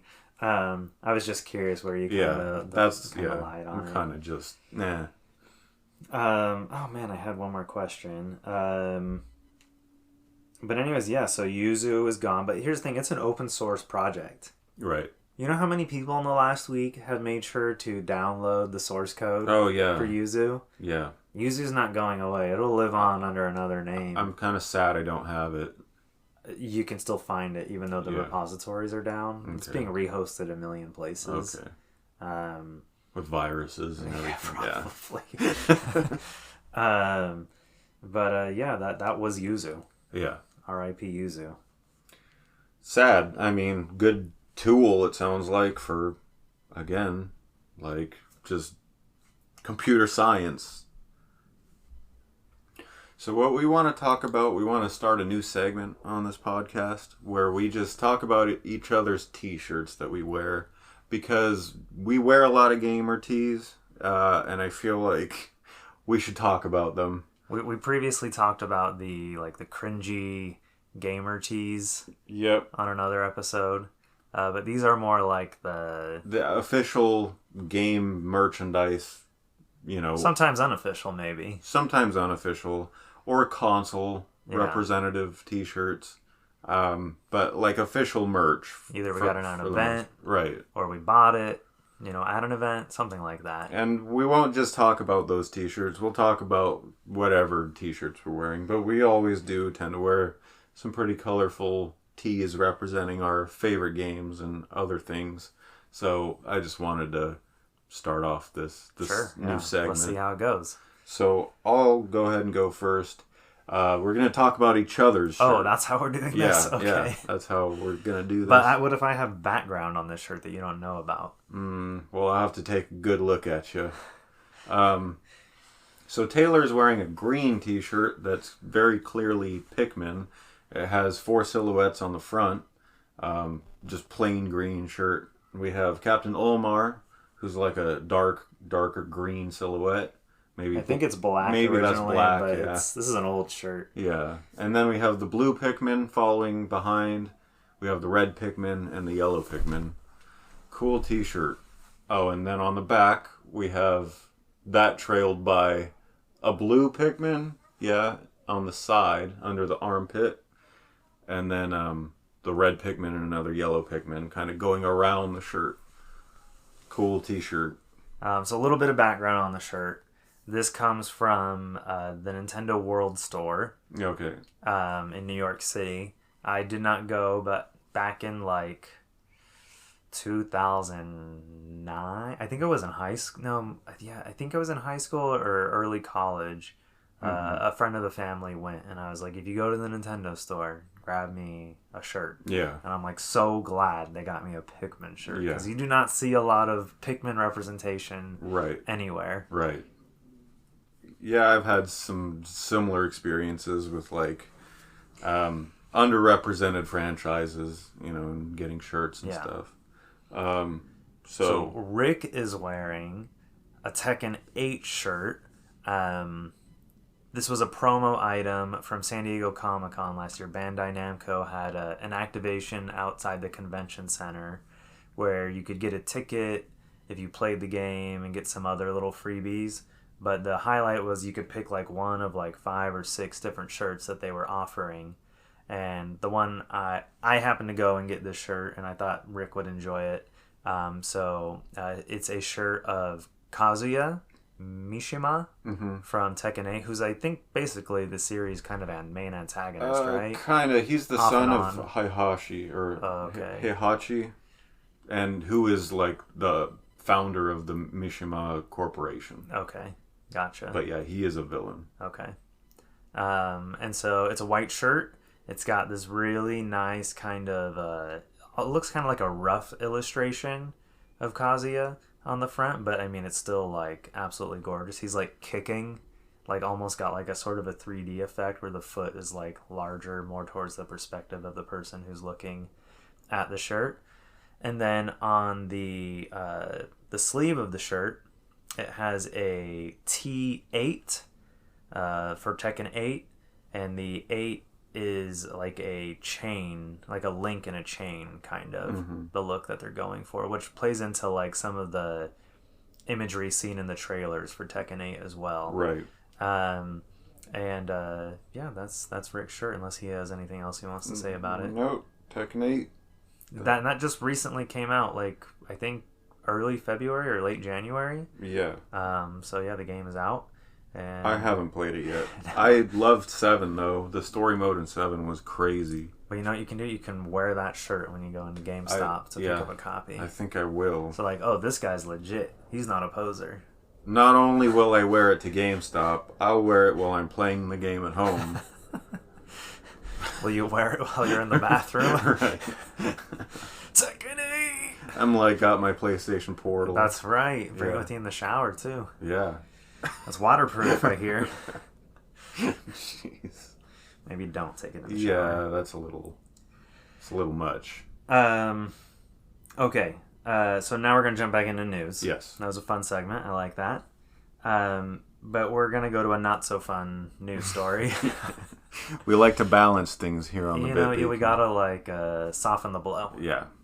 So EA, Electronic Arts, maybe one of the biggest third-party game publishers in the world. Definitely. Up there with Ubisoft and Take-Two and Embracer. They are laying off a bunch of staff and shuttering a studio to, and I loosely quote, deliver on their promise for ambitious growth. Yeah, because we live in opposite land. How do you grow? Apparently you... We live in opposite land. I'm sure they use the analogy where, like, oh, you trim a tree to help it grow. Right. So I have a statement from Laura Miele, president of EA Entertainment and Technology, which, if this link opens, I will go over for everyone. Come on. Oh, this is a little embarrassing. Here we go. Alright, so she says, hi everyone. Over the past 6 months, you've heard me talk about aligning our portfolio and organization to deliver on our ambitious growth strategy. One of the essential parts of delivering on our plans is making sure we are listening to our players and investing in the games they want to play. As Andrew noted, he's like the main guy behind EA, Laura's boss. In his EA action, the reality of a creative business is that market conditions and player needs are always changing. We're seeing a rapid player... Here we go! We're seeing a rapid player shift towards large open world games, massive communities, and live services. Yeah. Meanwhile, Sony's like cutting the studios that were making live service games. This is just so bizarre. Like now they're not even like the same. They're not even saying the same thing anymore. So with that in mind, we have shared the following updates with our teams. And here she's specifically addressing Respawn, one of their studios, Battlefield Studios, which is a group of studios within EA, and their mobile studios. So first we're going to look at the information she's sharing with Respawn, the makers of Titanfall, Apex Legends, Star Wars Jedi, and Star Wars Jedi Survivor. Right. So Respawn's unique ability to connect with players and create exceptional game experiences unrivaled in entertainment. As we looked at Respawn's portfolio over the last few months, what's clear is the games our players are most excited about are Jedi and Respawn's rich library of owned brands. Knowing this, we have decided to pivot away from early development on a Star Wars first-person shooter action game to focus our efforts on new projects based on our own brands, while providing support for existing games. It's always hard to walk away from a project, and this decision is not a reflection of the team's talent, tenacity, or passion they have for the game. Giving fans the next installment of iconic franchises they want is the definition of blockbuster storytelling and the right place to focus. All right, so why don't we look at each of the studios and what's happening to them? Real quick, I want to point out, they're not shuttering Respawn. No. They're just canceling one of its projects. Respawn is a iconic studio that goes back a ways. It goes back a ways, but not that far. Yeah, right. How Respawn was... Modern classic is what I mean. So this Respawn formation goes back to Infinity Ward, which is an Activision studio that was making Call of Duty games. And the founders of Infinity Ward, or the guys that led the company, quit Activision and quit Infinity Ward due to like a dispute between them and Activision, their parent company. Right. And so then they made a new company called Respawn. Right. Sort of fitting. And they created the world of Titanfall, and then they made Titanfall 2, and then Apex Legends is set in the Titanfall universe. Right. And then they've had a lot of success with the Star Wars IP through the Jedi Survivor and the other Jedi game. And so they were working on a new first-person shooter, which is kind of Respawn's bread and butter. Yeah. Whereas the Star Wars Jedi games are a third-person action game. So kind of disappointing, I'm sure, for Star Wars fans to hear that a new original Star Wars game is being canceled by the people who are arguably making the best Star Wars games out there. Right. And I'll have some more details on maybe why this is happening after we get through the statement. But it seems like the licensing fee that Disney charges is too heavy a price to pay for EA. Yeah. And they feel like, hey, we have our own games. They got to make up for all those movie losses that they... Yeah. I mean, let's just say, and Disney's probably asking for 20 to 30% of all income based on those Star Wars games. Probably plus a upfront fee. Yeah. Okay, so next she moves on to Battlefield Studios. So our vision for Battlefield is ambitious and exciting. The project is making meaningful progress thanks to the strong leadership of Vince Zampella and Byron Bede, and dedicated studios committed to bringing Battlefield platform to fans we love. Today we have the largest Battlefield team in our franchise history, with passionate people in places across the globe, and our studios organized to benefit both franchises and local leadership. Marcus Leto recently made a personal decision to leave the project. To ensure our work continues uninterrupted, we immediately appointed leadership at Criterion to oversee our single-player work. As part of this change, we'll be winding down Ridgeline Studio as a standalone studio in Seattle, with some team members joining Ripple Effect. They'll continue to work with teams across DICE, Ripple, and Criterion as they build the next Battlefield experience. So this is the studio closure I was talking about. Right. They've shut down one of the 4 or 5 different studios working on Battlefield. It's crazy because Criterion, they're known for making Need for Speed. Right. So we get a new Need for Speed game every now and again, but it's usually a smaller scale affair. Right. But they're primarily almost like a support studio for Battlefield. Basically, it takes so many studios to make one single Battlefield game. Yeah, right. And this Ridgeline studio that was closed, their studio was the one that was responsible for crafting the new campaign, the single player campaign. In Battlefront? In Battlefield. Sorry. So Battlefield, for those of you who don't know, is basically EA's big shooter. Right. Military shooter, I should say. Right. So Activision and now Microsoft has Call of Duty. EA has Battlefield. Yeah. Battlefield tends to have a more tactical approach, less arcade-like experience, more grounded, large-scale battle. Battlefield goes back a ways. Oh, yeah. Yeah. Honestly, around the same time as Call of Duty, I think. PS2, I think. They both have a pretty long history in the industry. Yeah.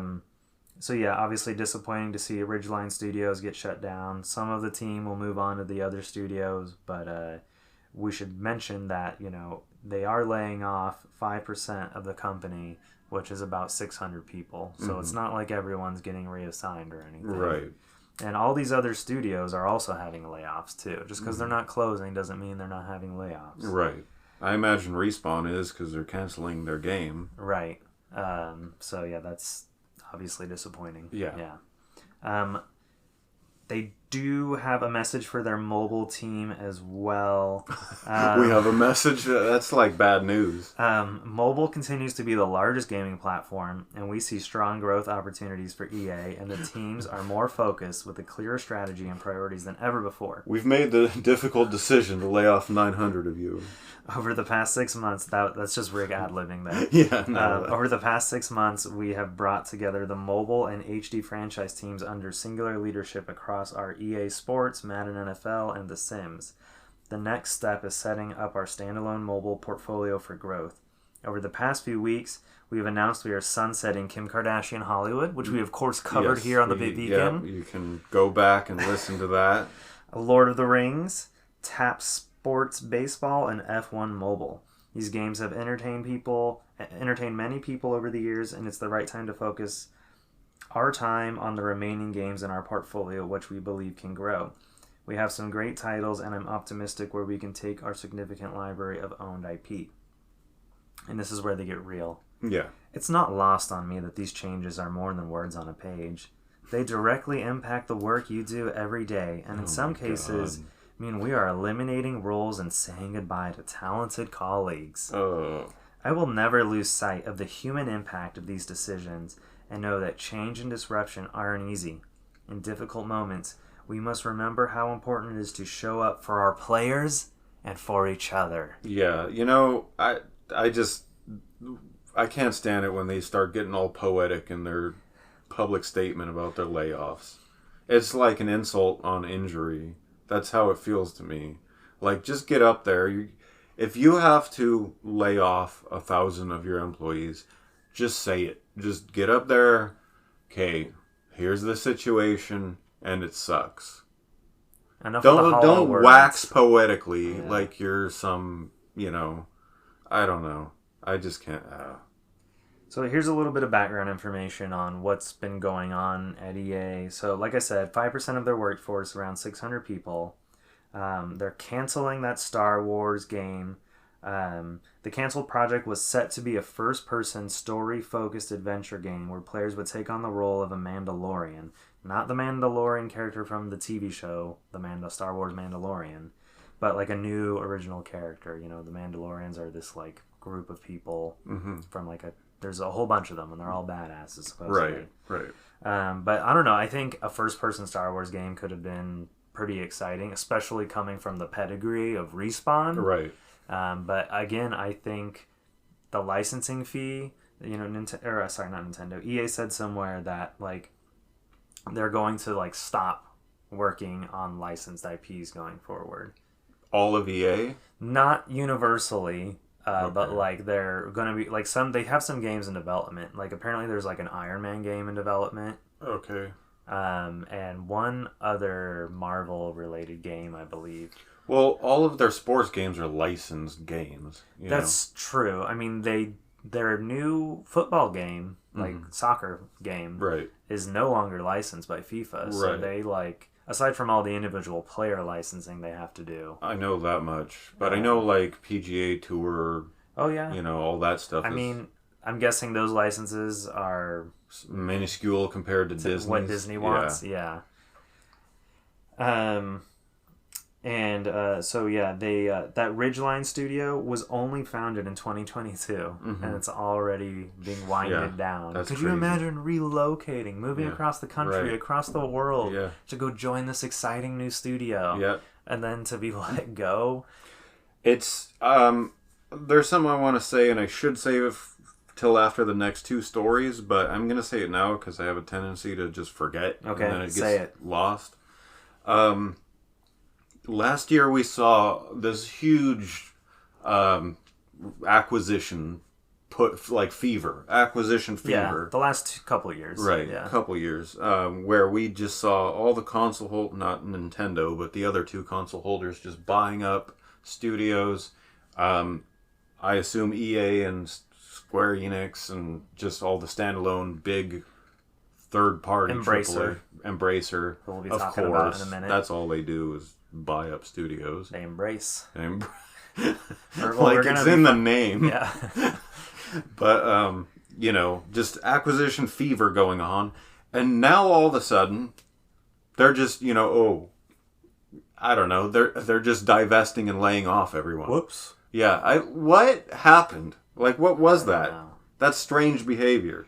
I mean... And it was industry-wide. The only thing that comes immediately to mind is a lot of tech companies did a lot of hiring during the pandemic and, like, adding to their workforce.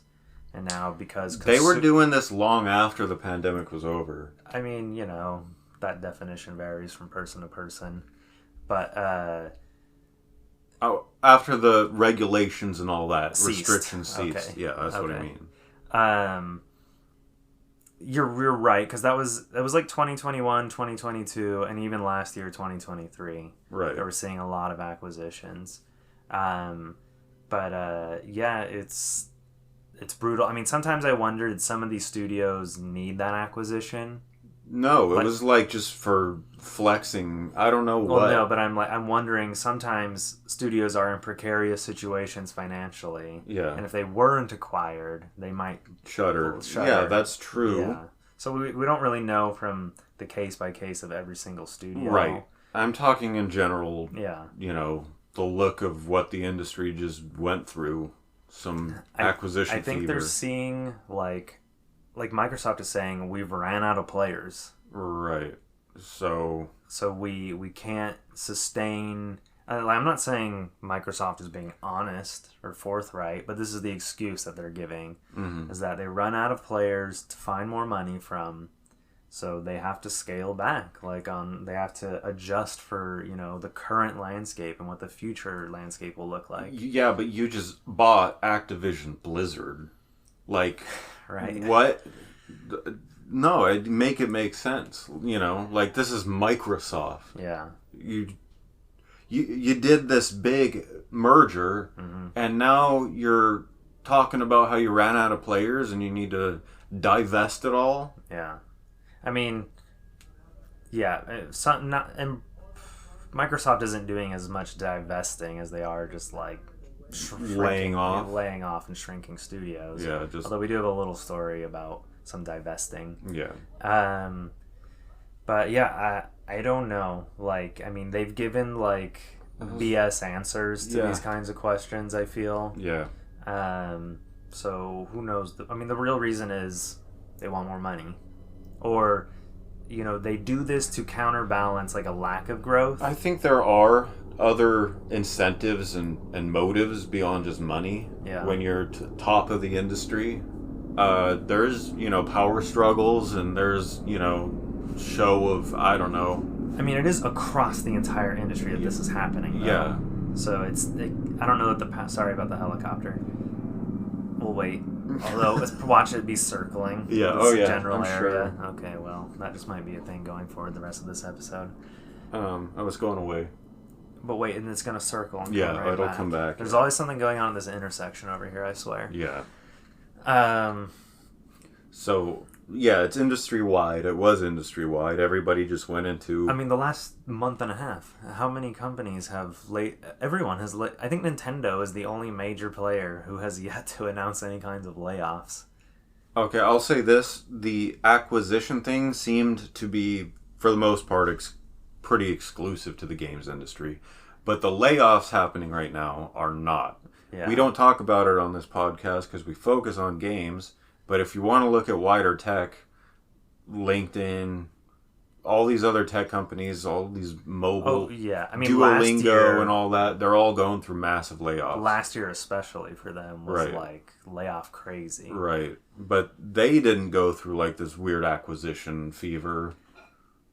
Yeah, I mean... So I don't think it's necessarily related. I mean, okay, I know for the tech industry, the excuse they all gave was that everyone was at home on their devices. Mm-hmm. So we hired way more people to create like more content or whatever during that time period. And they were probably hoping that people would never the restrictions are lifted, right? Right. And they're probably hoping that no one ever leaves their house again and just continues to, be in front of their screen all day, every day. Right. But the reality is people were ready to get out. Yeah. Oh, yeah. So, you know, they found that people are spending less time now with their screens and more time outside doing things. Right.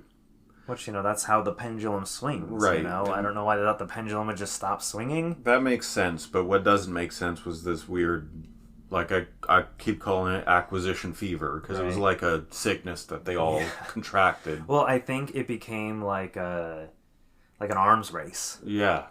Like, it was like, oh my god, they're making acquisitions. Yeah, we better do it too. Yeah, we better do it too. We don't know why, but we're going to do it. Apparently the industry is consolidating and we got to be a part of it. Right.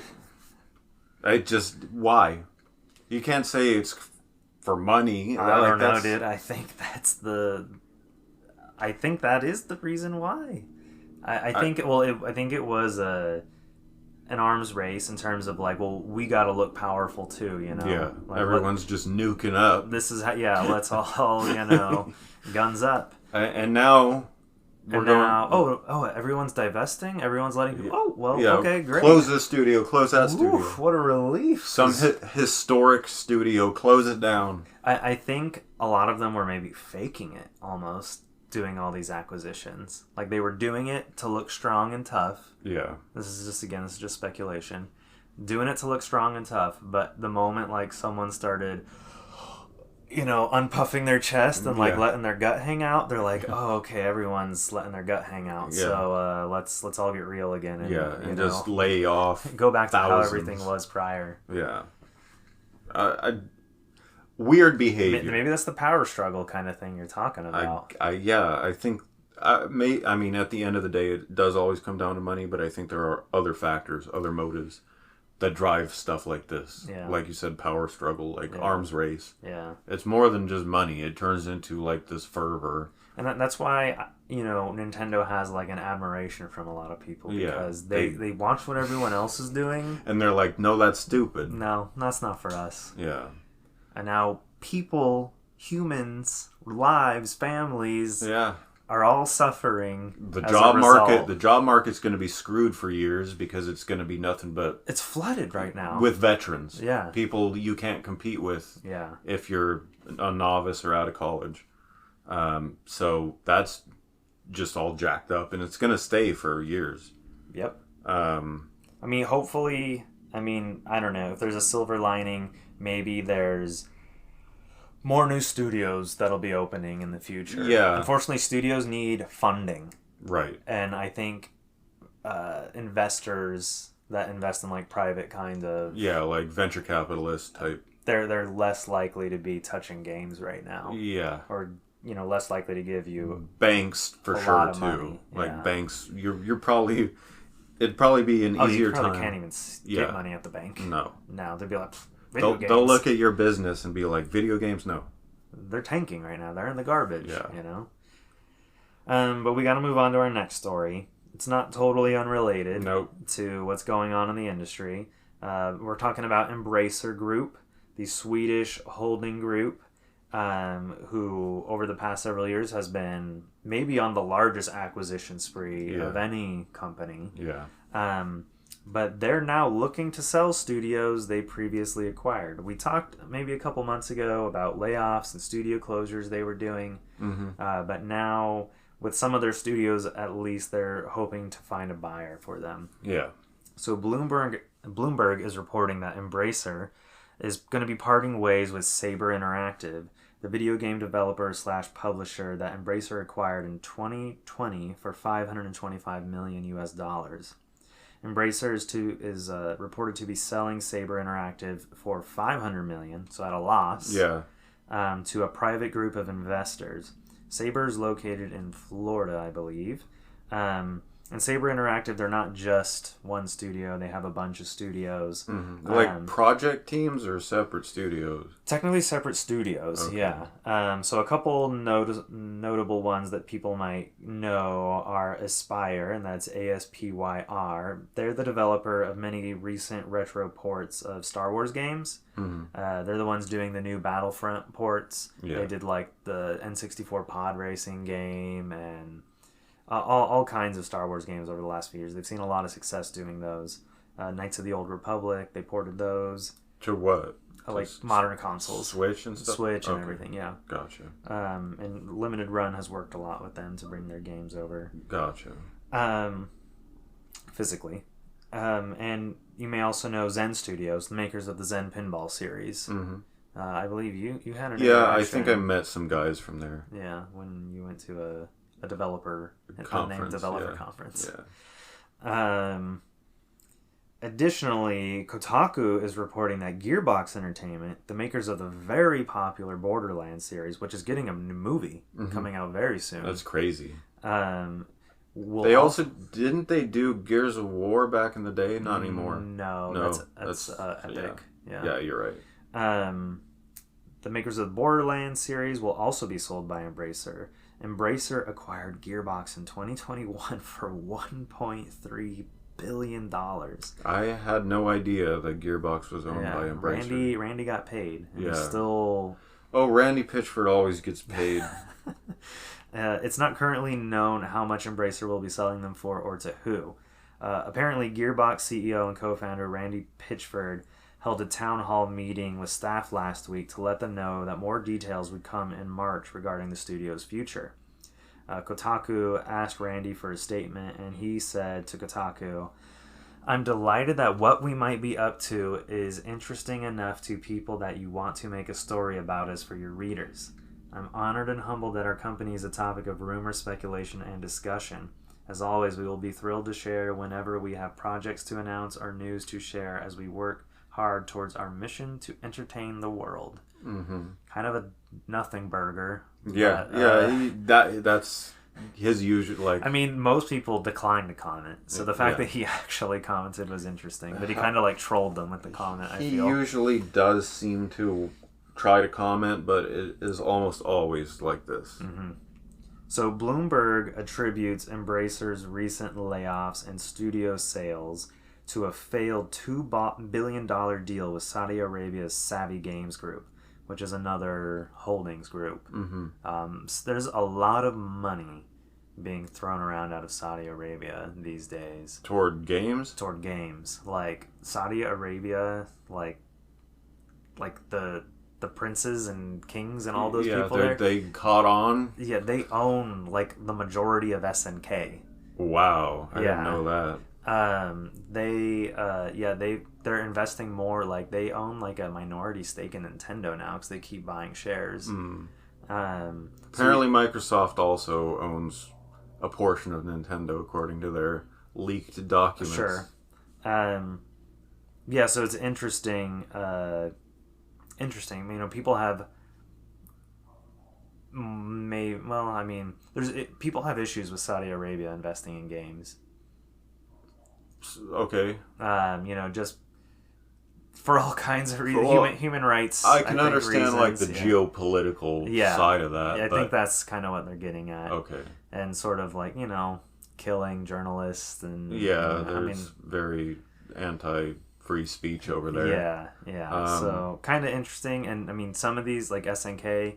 They seem to be very... But, games aren't being developed in Saudi Arabia. They're just owning a lot of... a lot of the money's coming... Exactly. So they're buying and they're receiving, of course, proceeds as being stakeholders in the companies. Yeah. But, I don't know how many creative directions are coming out of... Yeah, what I think concerns people as, these stakes get larger over time, then they have, a seat at the table. Right.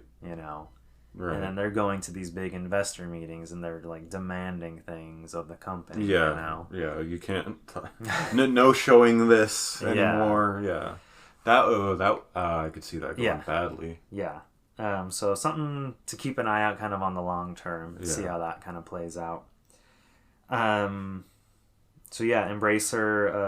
is letting loose their grip. I can imagine there will be more sale. I almost wonder if Embracer's we were doing this whole thing to try to get, acquired to sell all this off to someone else. Yeah. And now it's backfired on us. Yeah. And now, I guess we're just going to have to slowly lose all of this. They closed the developers of the Saints Row series. How do you make laid them all off? How do you make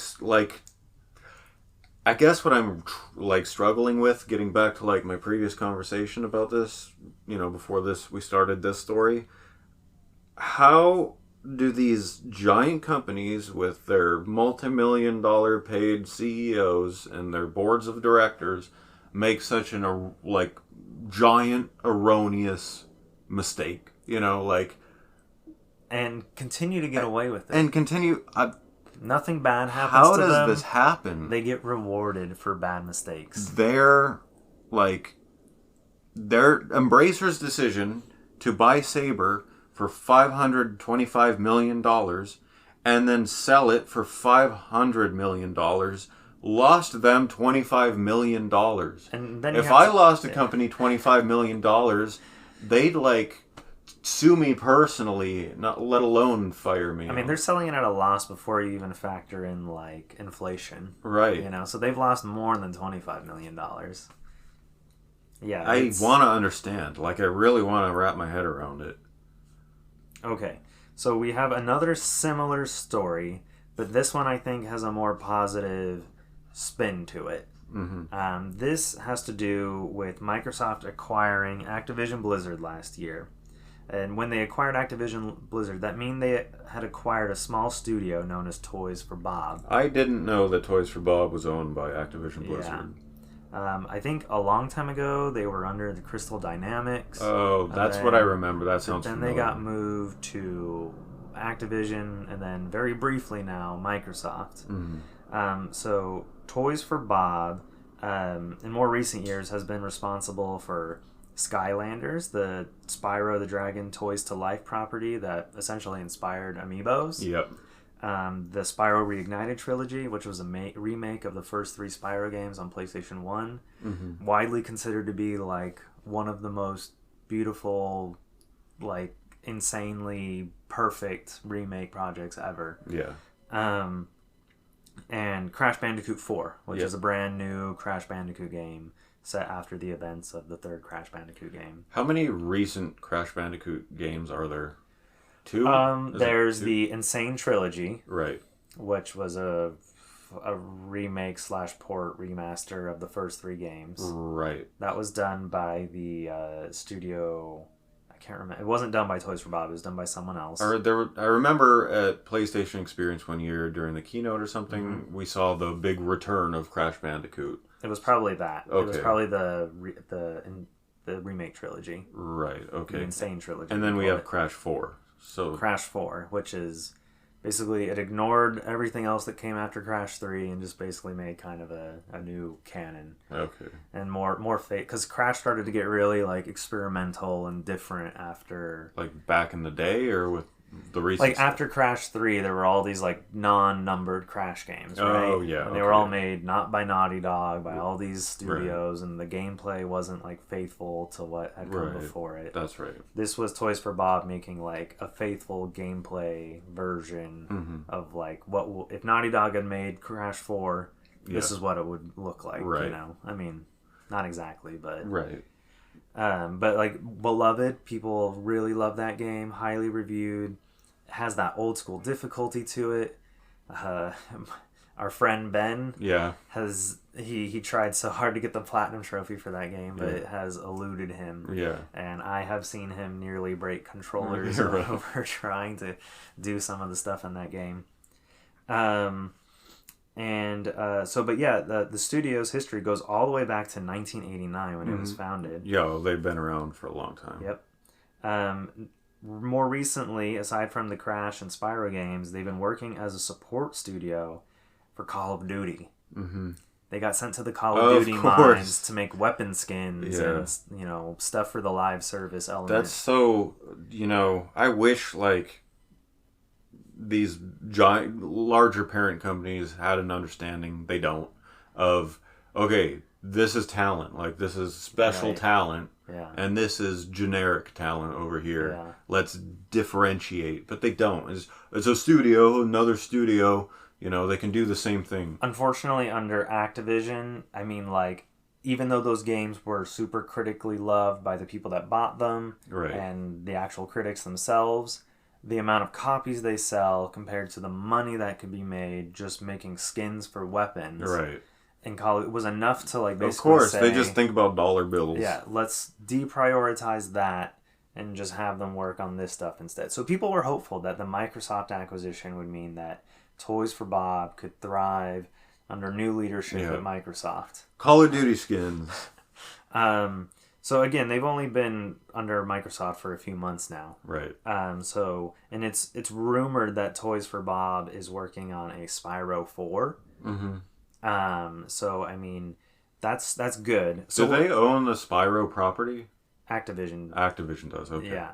So Activision had them working on kind of like their classic retro new games. Right. Okay.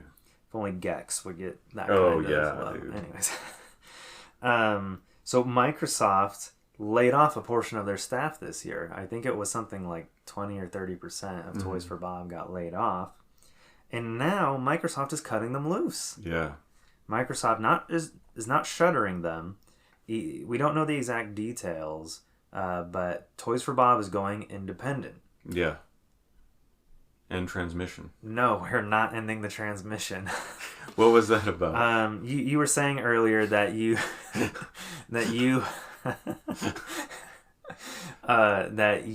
were wondering if they had purchased or that they had purchased their own like freedom. Oh yeah, okay. I'll bring that back up. I'm sorry. Okay, so yeah, with Bungie, because Bungie did this, they went independent.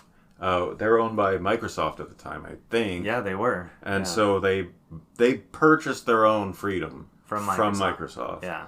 And I was thinking that, well, this looks that way, but there's really no details as to the back end dealings of what happened here with Toys for Bob. Did their management buy their freedom? That's normally seemingly how that would have to work. Right. I mean, unless Microsoft did some charity move, yeah, and like gave them their independence, which I don't see that happening. I mean, maybe. I think it's likely that there was some kind of transaction. I'm not totally sure how. I don't know how flush Toys for Bob was, right? Like, or the founders of Toys for Bob, right? They wouldn't be. But I mean, maybe Microsoft. Okay, this is like getting like conspiracy theory territory. Okay, let's do it. All right, maybe Toys for Bob knew that the layoffs were coming. Yeah. And kind of welcomed them. Maybe they were like, we can't sustain ourselves at this size. We know we're going indie. We know Microsoft is going to cut us loose. Yeah. So maybe they're doing us a favor by being the bad guy, laying off some of our staff. Yeah. And then allowing, because Toys for Bob doesn't really have a huge amount of relevant IP. They've mostly been working on like their parent organization's IP. Right. Spyro and Crash. So like I don't know how valuable they are from an IP standpoint. Right. I imagine they probably have some, because they've been around since 1989. They do have some like old games that were considered relevant at one point. Right. But I don't know how successful they'd be in like relaunching those IP today somehow. Right. And right now, their team seems to have a real specialty towards like colorful retro platformers and like experiences. Right. So I mean, maybe Microsoft was like, well, we'll keep, or maybe the transaction was Microsoft gets their IP and they get to just stay a studio, and Microsoft will let them keep working on Spyro, their Spyro game that they've been making, as like a work for hire kind of situation. Right. So because they did confirm, they did not say the Spyro game was. Oh well, it's a rumor. It's a strong rumor, like very likely to be true. There's been a lot of rumblings about it, but there was no cancellation of it that we can see. No, not that we haven't heard of any games getting canceled at Toys for Bob. Now, Toys for Bob did put out a brief statement announcing we're going indie. Yeah. Rick might draw a little. Yeah. They're going independent is what they should be saying. Yeah. So here's what they said. We're thrilled to announce that Toys for Bob is spinning off as an independent game development studio. Over the years, we've inspired love, joy, and laughter for the inner child in all gamers. We pioneered new IP and hardware technologies in Skylanders. We raised the bar for best-in-class remasters in Spyro Reignited Trilogy. We've taken Crash Bandicoot to new, innovative, critically acclaimed new heights. With the same enthusiasm and passion, we believe now is the time to take the studio and our future games to the next level. This opportunity allows us to return to our roots of being a small and nimble studio. Notice they called it an opportunity, which is interesting. Yeah, so that lends itself to your theory, and I like your theory because it's a nice story. Yeah. Like the little guy had some brilliant strategy. Right. But yeah, I can see that being possible. Toys for Bob was too big to sustain itself independently. Right. Microsoft cut them down to a sustainable size, and then they went independent. Yeah. That might be what happened. Yeah, I think it's a reasonable theory. A couple more words from Toys for Bob. To make this news even more exciting, we're exploring a possible partnership between our new studio and Microsoft.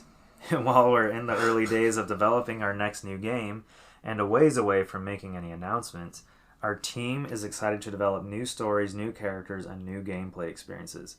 Our friends at Activision and Microsoft have been extremely supportive of our new direction, and we're confident that we will continue to work closely together as part of our future. So keep your horns on and watch out for more news. Obviously, that's a Spyro hint. Thank you to our community of players for always supporting us through our journey. We can't wait to share updates on our new adventure as an indie studio. Independent studio, guys. I mean... Get it right. Indie, just... Same thing as like some solo dev. Yeah. Just, no different. No difference. We're all indie in this together, guys. Watch, they're going to start posting screenshots of the new Spyro game. Indie dev. Hashtag indie dev. Right, yeah. Oh, yeah. You bet. It's been co-opted. Yeah, definitely.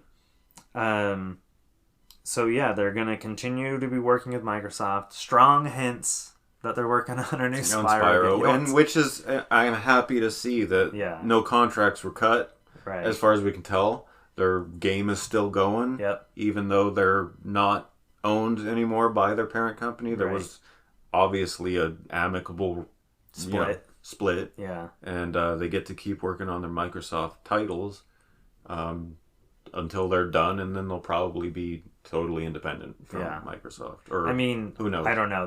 They might love working on those games. Yeah. I mean, if you have the opportunity to work on Spyro and Crash Bandicoot, you wouldn't turn it down. You don't give that up. No. Unless they pry it out of your hands. Right. Yeah. Like if you make great games that people love and sell well enough. To be fair, to be clear, the Spyro and Crash Bandicoot games sold well. Mm-hmm. Sold very well. Yeah. But they didn't sell 100 million copies well. Right. Because only a handful of things sell like that. Yeah. Right. So Activision sees, you sold 7 million copies? Oh, that's cute. Yeah, right. Now come back to Call of Duty, please. Yeah, come make skins that sell 1 million copies. Triple what your game made. Yeah, it's nuts. So one thing I should note is that when they had layoffs earlier this year, Toys for Bob, they closed their physical studio location. Yeah. So apparently they're all working remotely and independently right now. Okay. From like an actual physical location. It remains to be seen if I were them, we've just formed a new studio, and we've just gone independent. Yeah. Don't lock yourself into some horrific lease that costs you $30,000 a month. For a building. Yeah. Right. Like, if you can make remote work, make it work. It's better for the health of your studio, probably financially in the immediate. I agree with that. From a development standpoint, I would think that I'd say it's nice having a physical location. Of course. But there is really no reason that, engines and stuff like Unity have Unity Collaborate. I think Unreal has its own equivalent to Unity Collaborate, where developers can all work remotely on the same project. It lives on the cloud, and they can all their changes, and if there's conflicts, they get reviewed. It's never been more sustainable for games to be made remote, and it's a great way to do it. There's really very specific reasons to need a physical location. Yeah. And the time where you need a physical location for either motion capture, audio engineering, recording, stuff like that, Even just meetings. Yeah. You can rent a room at the city, city hall, like, or whatever. Yeah, I mean, they have co-op workspaces, too. Right. Where you can, like, for a week, you can rent out a large conference room. Right. If you have where you need everyone in a room together, like, hashing out ideas and stuff, you can make that happen. Right. But you don't have to get locked into some crazy... Yeah, you don't have to be paying... 50-year... Yeah. $30,000 a month for a small office. Yeah. So, I'm excited for Toys for Bob. I think this is really positive news for them. I think especially if they keep their working relationship with Microsoft, they get to work on an IP like Spyro Crash again. Mm-hmm. They could make another game that sells 5-10 million copies again. Right. Like a new Spyro in the same visual vein as how they did the remastered trilogy. Yep. Would be nuts. Would be absolutely nuts. Right. So I think that would excite a lot of people. Yeah. And we're reaching that age where, like, people are eager to revisit, like, their things from their childhood. I think, looking ahead of the curve, nostalgia is really big right now, I guess, with, like, old properties, ones that haven't seen the light of day in a long time. And I think the industry's starting to catch up to the actual demand. All right, you can end the show now. End transmission.